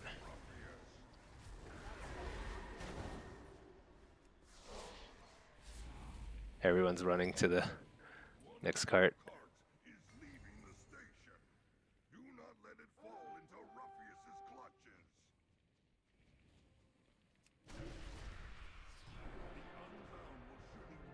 That's insane. Could I have gotten up there faster? I think I was still in Demonic Gateway CD. I needed to be at the cart cap as long as possible. I wonder if I could have gotten out of combat faster. I was trying to keep those other guys in combat, keep them from getting to the cart. I don't know. I don't know if I could have gotten there faster. Thick, what a great Blitz match. Yeah, you know, it's actually, I mean, even though we lost, it's actually fun, right? That's why Blitz is fun. You get this crazy variety, and an adaptation is so important. Like just a little creative thinking. I mean, the big mistake I made was not adapting to the rogue and feral, just consistently stealing our cart at the start of every cart spawn. Because like nobody was reacting to that, and if nobody else on your team is reacting to it, then you have to react. So it's like on me. I should have tried to stop that cap, because even if I'd slowed their cap down, and even if I couldn't prevent it, but slow it down by 2 ticks of the points, that's victory. You know. So it shows that like oftentimes it feels like you have no control over the game, because in theory I'm supposed to be just fighting mid and just winning mid, and I was doing my job. There's still something I could have done that would have changed the outcome of that game if I had just gone to the cart, protected for another 1 or 2 ticks of points, and then we would have won. Crazy. Take win or lose, nothing beats a close match where you know some improvement on your end could make the difference. That's absolutely right. That's like it's easy to get stuck in a mindset where you're like blaming the rest of your team, but that's not the right way to think about it. The right way to think about it is you can't control what other people do. You can control your own actions. And so like there will be games where yes, totally out of your control. But there will also be games like the last one. And sometimes they won't even be as close as that, but there's still games where like a lot of points could swing if you just were in a different place at a different time. And think about like how do I notice what's happening there? Pay more attention to that so it doesn't happen again. Alt-Rario. Nice. You want to try it out tanking in Blitz? Nice. You play it in PvE. Play heals in PvP because no tanking and shuffle. You can tank and shuffle. It's just you're like I don't know. I mean, the thing about tanking and shuffle is it feels like you're kind of trolling somebody every round because your teammate is like, okay, now I've got to do all the damage and eat all the CC. And as a tank, you can do a lot of things. You can be very disruptive. But at the end of the day, it's a little bit trolly. But in Blitz, no, absolutely tanks have a place. You can do a lot. I mean, does the ideal comp have a tank? Maybe not, you know? Maybe not. But tanks are fully viable. And you can play different styles. You can play like, okay, I just want to mess with the enemy healers. I'm just going to train them down, force them to just like waste a lot of time on me. You can play that way too, and that works. Should I wait and see? I guess I'll accept this. Okay, let me stick this guy in a follower dungeon.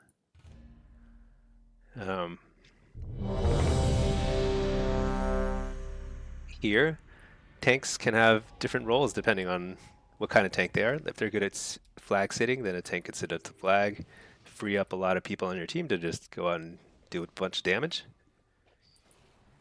Yeah. I don't know if tanking is very different from PvE or not. I've never played a tank in either PvE or PvP, so I don't know if the rotation's different or builds are different or what, but they're viable. Okay.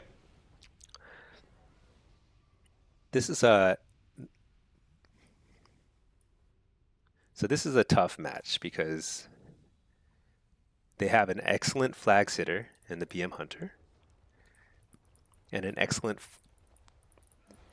base stealer with a sub rogue. We have none of those. We don't have a good flag sitter, and we have a Ret Pally who's going to be our best flag sitter. But it's not ideal. I'm going to run Shadow Rift. No, you know what? I'm going to run not another ward. Soul Rip and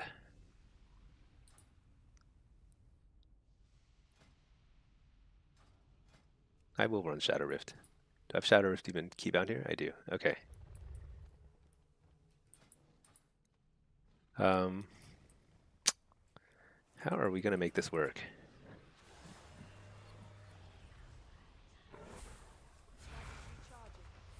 Because a Ret defending against a sub rogue is pretty inconsistent, but we don't have a better option. So I think the way this is going to work is somebody's going to have to peel very quickly if the sub rogue tries to take the base. We kill the sub rogue and then come back to the mid. 'Cause I bet he just beelines towards our base. Yeah, see? Sub-Rogue is heading towards our base. And that's okay. So I'm going to lay this gateway here. Lay this over here. Just be disruptive here.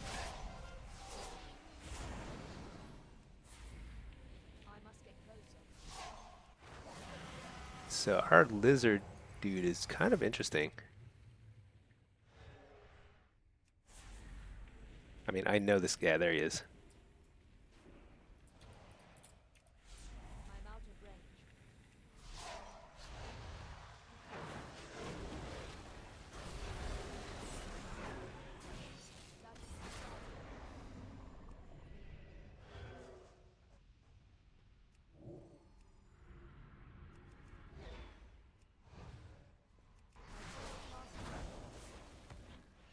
Yeah, so I have to be here to help defend. And we kill him. And we're actually not at a disadvantage, really, from the mid point of view. Save this base. Looks like our mid is winning, because like the other team, they got... I guess dragons can actually disrupt the flag cap so long that it actually messed with the other team. They had to send a lot of people back to like recap.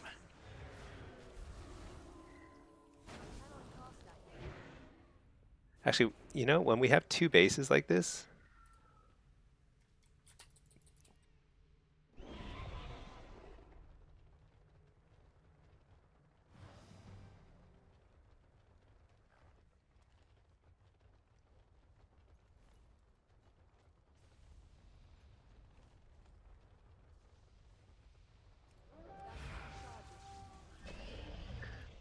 so it's actually a good thing the enemy team picked up the flag, because they're just basically squishier. I think the healer should probably be at the team fight over there, but if the other team can hold out for a little longer, then it's okay. Might be okay. We'll see. All right. So I don't know if I need to be here because I can see where the rogue and hunter are. Actually, I know they're not over here at all.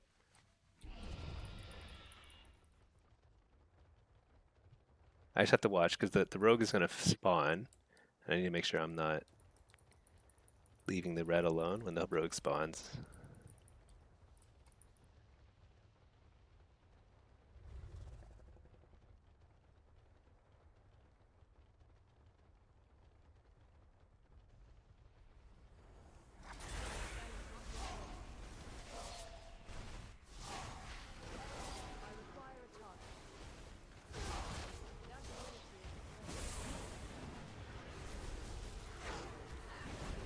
Alright, rogue's here, good. Okay. So my goal isn't necessarily to kill. Be nice. My goal is to spin. So I need to make sure that nobody's getting a free cap here.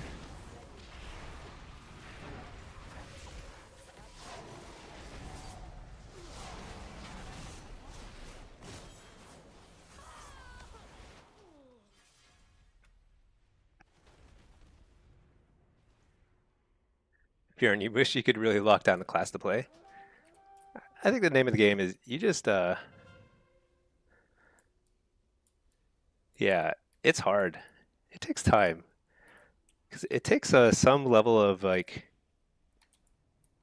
kind of like I guess like expertise with the class to really be like, okay, this is something that gels with my playstyle and I'm ready to commit, you know? Okay, so they capped immediately, which makes sense. We actually need a presence mid now. Because if we don't, they're just going to cap.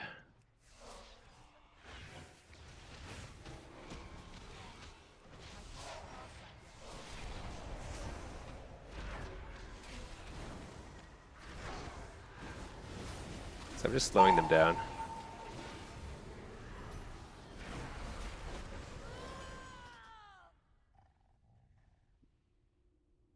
I slowed like 3 or 4 people there, so it's better to fight near a flag, but if you can keep a bunch of people busy, um, it's worth it. Because that let us cap this flag, half cap the flag. Looks like we're spinning pretty well over there too. It's actually middle, doesn't matter at all.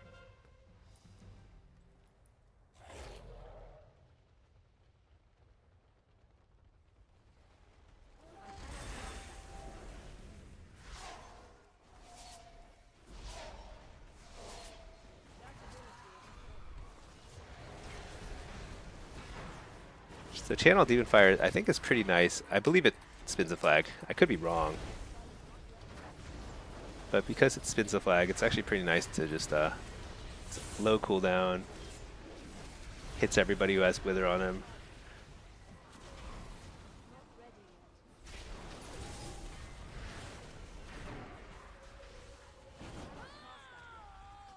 So even though we lost, I think lost that base, we're still good.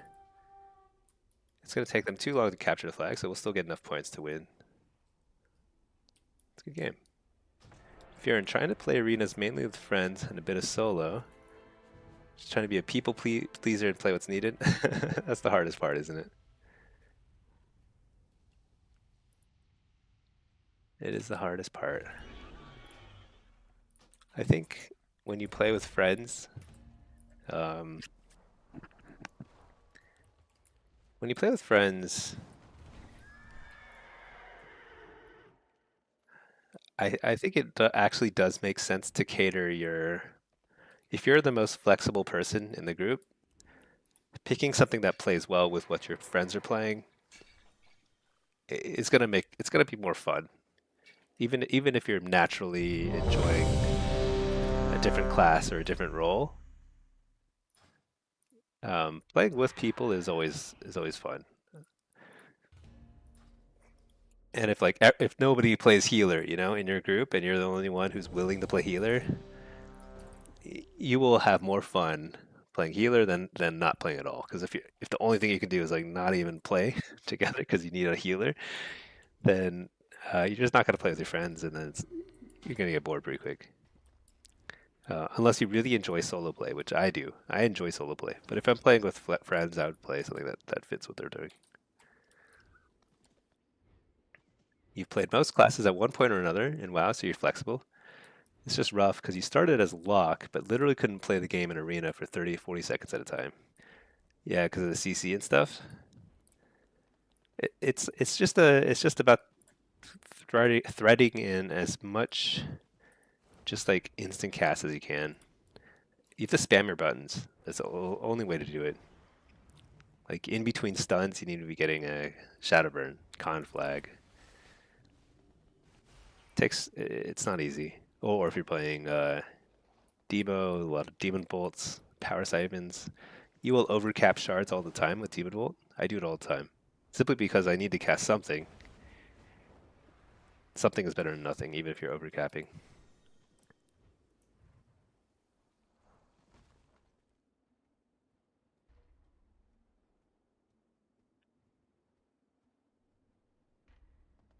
I think playing a class that is hybrid, so you have a DPS option and a healing option, that can be the best way to go, because then you can play solo when you want to play solo, if you want to play a DPS, you know, and you can play heal if your friends need a healer. So something like Priest, Shaman, Druid, Pally, all of those can make a lot of sense. You know, that's fine. Sometimes it's more fun to play by yourself, or play DPS, but you just got to do what you got to do. CC'd, kicked the whole time, trained and dead. Yeah, that's the life of a caster. You are somewhat reliant on your teammates to use cooldowns to keep you alive, so that you can do your go at some point. Kind of been in between Shadow Priest and Evoker. Yeah, both of those kind of fit the bill.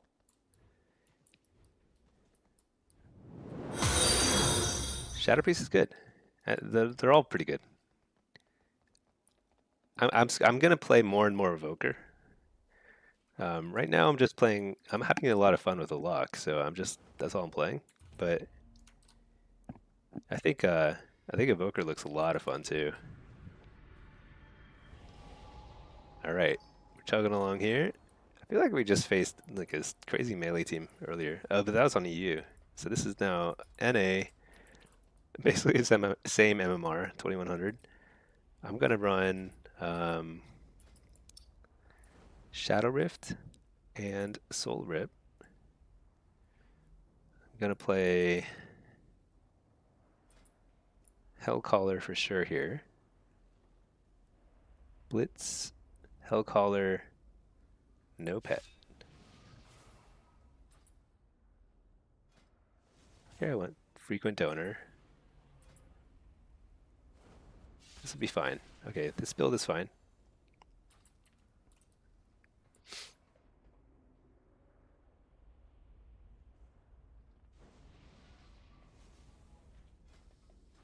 You know, should I run Howl? Let's see.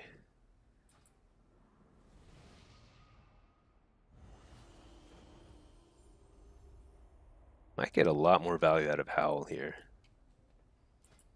Even so, the reason why I almost never even think about running Howl as Destro is because you get double Howl or double coil, and double coil is so good. But there's a lot of pets from the BM hunter, so a lot of my mayhem procs are going to hit pets, useless stuff, and it's all melee. So Howl would actually be decent here, but it's too late. I've already sacrificed my pet, so once you do that, you are locked in. I mean, I still have time to change it, but whatever. Fear and you love lock and Evoker is fun. Shadow Priest is kind of at least like lock. I think Shadow Priest is. I've never played it, but I think it's probably very similar to lock, and it'll be a lot of fun. It's a very strong class. It's always strong. You can count on Shadow Priest being strong, basically.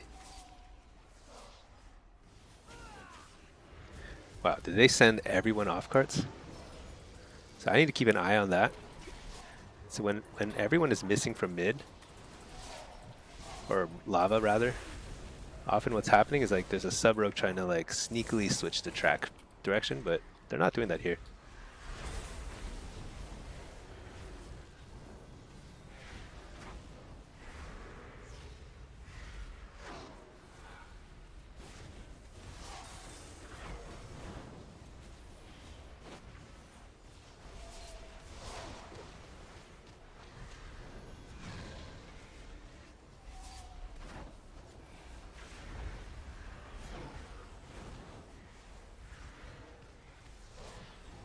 Okay, we just absolutely demolished them in lava, but that's because we outnumbered them.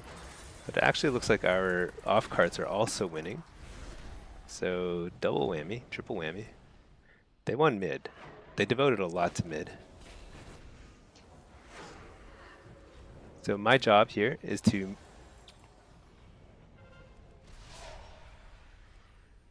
keep this guy busy and make sure they don't turn it.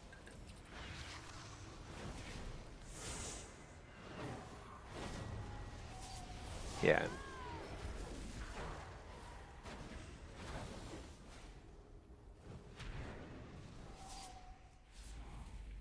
So just want to make sure they don't turn the... Do I have Shadow Rift here? I do have Shadow Rift, okay.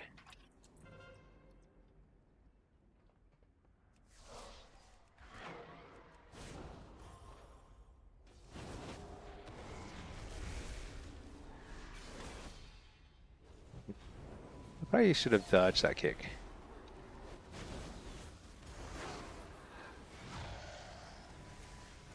The reason why I ran a fire there is simply because I got Searing Glared.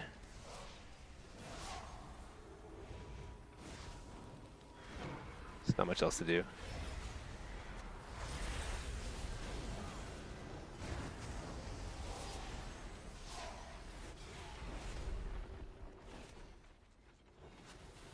I think it's so wacky that there's 3 paladins here.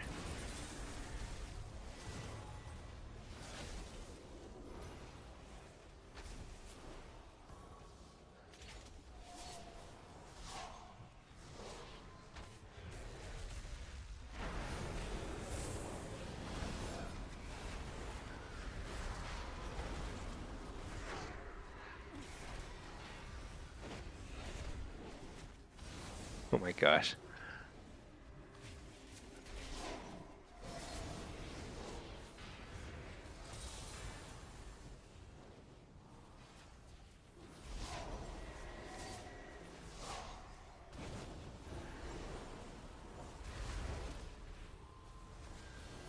I don't know how we lost this cart. Do we really only have 3 people there? I wasn't really paying attention, to be honest. I was kind of on autopilot. That's crazy. We lost lava. That's insane. They have such a bad team fight.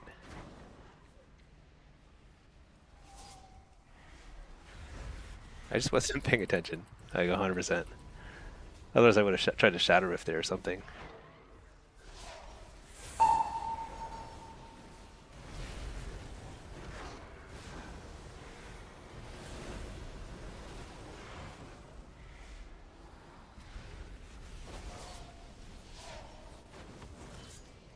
Now we have 4 people here, they have only 2 here. That's really bad.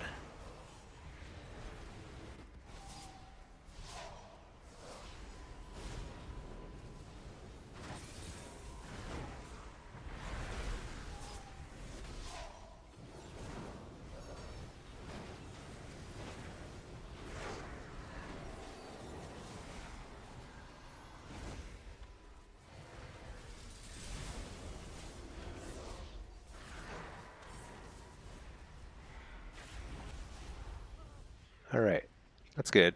We wiped them, so that's actually better. That way we don't have to guard here as much.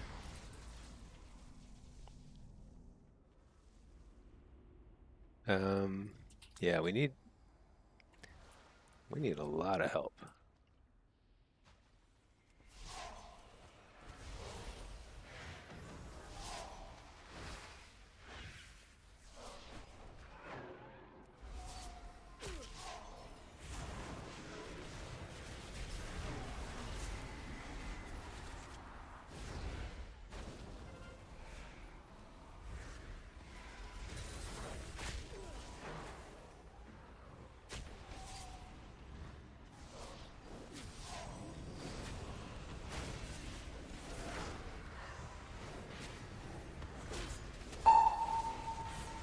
I just got kicked by everything under the sun.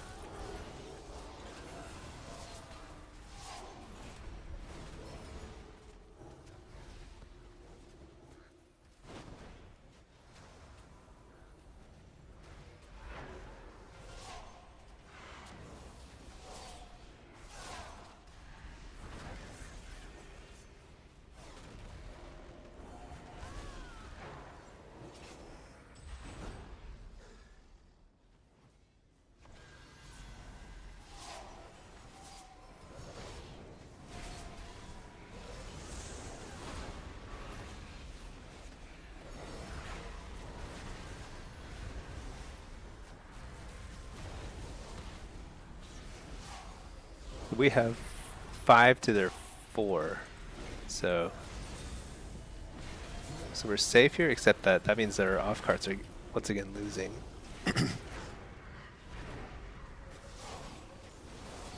But I don't think I realistically can help transition over to the off carts.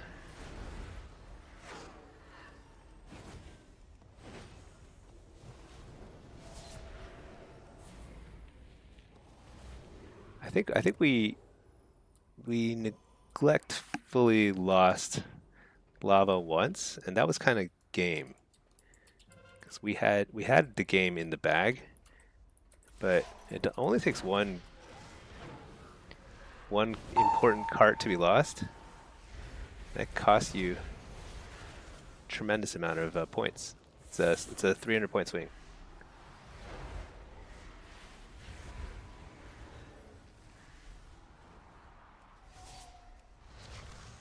Oh my gosh. I'm so bad. You know what just happened? This guy single-handedly this sneaky Tauren switched the cart direction. Gotta give him credit for that. That's how you carry as a Tauren.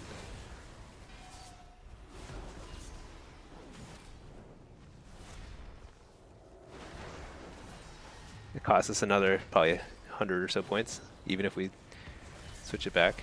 If we don't switch it back, then that's like super game unless we redevote more resources to off carts. Although that kind of assumes we were going to win this fight anyway.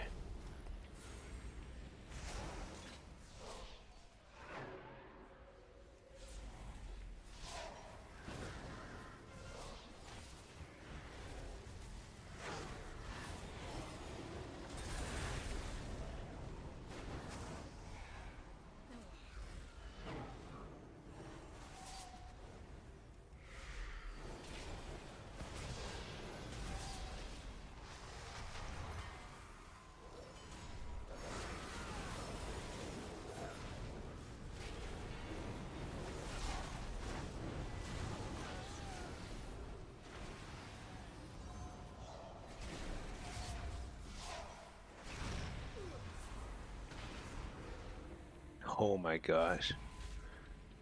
I think the other team is just better.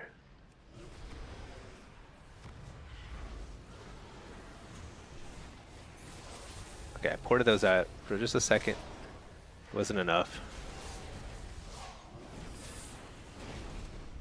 They just have more people here. And our healer died. I think we're getting outplayed. Go top? Yeah, maybe. I think I needed to just win some of those lava fights faster. That's where I shine and where I failed. Like, I can't just keep giving up a... Hopefully this guy can go recap the... I think he's got the right idea.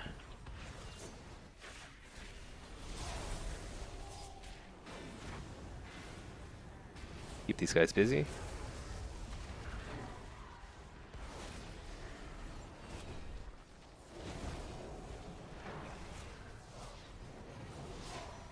I don't think we can win though at this point. We have to get every single cart. A little coil.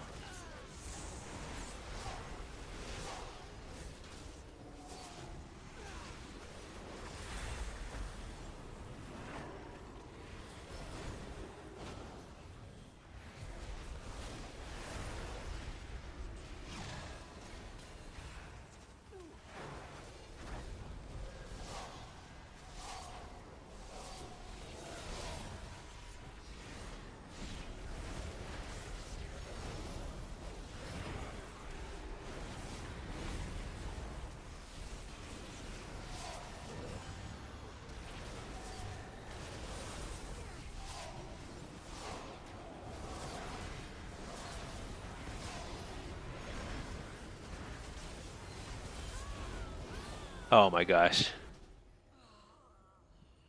Well, GG. We didn't have enough people here. Actually, we did. We just started wiping. I guess the healer died. Chill it to win? No. I think it was winnable. It was. I would be curious to see why we lost that one lava. That one lava was the game. You know, that was actually the entire game. Because that was a one cart game, which means we win a single cart. I don't think them turning the Eastern Crossroads top, I don't think them switching the track mattered because I'd only switched to track once, and that wasn't enough to have won the game for us, and it wasn't enough for them to win a game. So it just came down to who captured that last cart or one more cart throughout the game, which just boils down to like, how did I let lava get capped on us? And I think I was just kind of like chilling, chatting, because I was like, we've got lava every time. I just need to win it.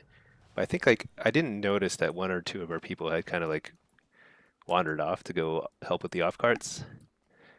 In which case, I needed to be way more aggressive with trying to CC people outside the carts. I just got a little lazy. That's probably winnable. Oh well, do your best. You know what? So it's now 6 o'clock, which means it is time for me to actually start wrapping up here. I gotta get dinner ready for the kids. I'm gonna try and stream more again later. I'll answer all the questions now, but I am gonna ditch the queues here. So I'll put this message up, but I will answer all the questions now. So let's see. So, Fjern, part of you wishes that there was something brain dead that worked with what other people were playing. So if you have to play a healer, it's never brain dead. Healing, unfortunately, is never quite brain dead unless you play Kickweaver or Disc Priest. Those are probably like the least least difficult healers to play, simply because they're not reactive. So you don't have to play super fast. You know, you can just go through your rotation, your damage rotation, and you'll do well. But healing is never going to be brain dead. DPS, there's only several brain dead classes, and there's a hunter, warrior, ret, and maybe frost mage. It's not brain dead, but you can do really well if you're brain dead as a frost mage. Let's see. Thick. These Blitz games are making your meetings much more interesting. Good. I'm glad it was entertaining. Kind of silly the way I lost, but at least it's fun to kind of dissect why I lost. I like doing that. And then finally, let's see. Nisso, where did I get the mount? Well, this mount comes from the Goblin. It's called Inarius's Charger, and the Goblin spawns. He's actually going to spawn in 5 minutes in every single zone. So if you go fly outside of Dornagle over here, at the top of every hour, you'll see this portal spawn. This only happens at the hour, so it's like it just turned 6 o'clock here. So then it's a 5-minute countdown, a demon portal, and then at the end of 5 minutes, a goblin's gonna pop out, and if you kill him, you have a chance of getting some loot, and you have a small chance of getting this mount, which I just got today. I just got lucky. So, hey Beluto, how's it going?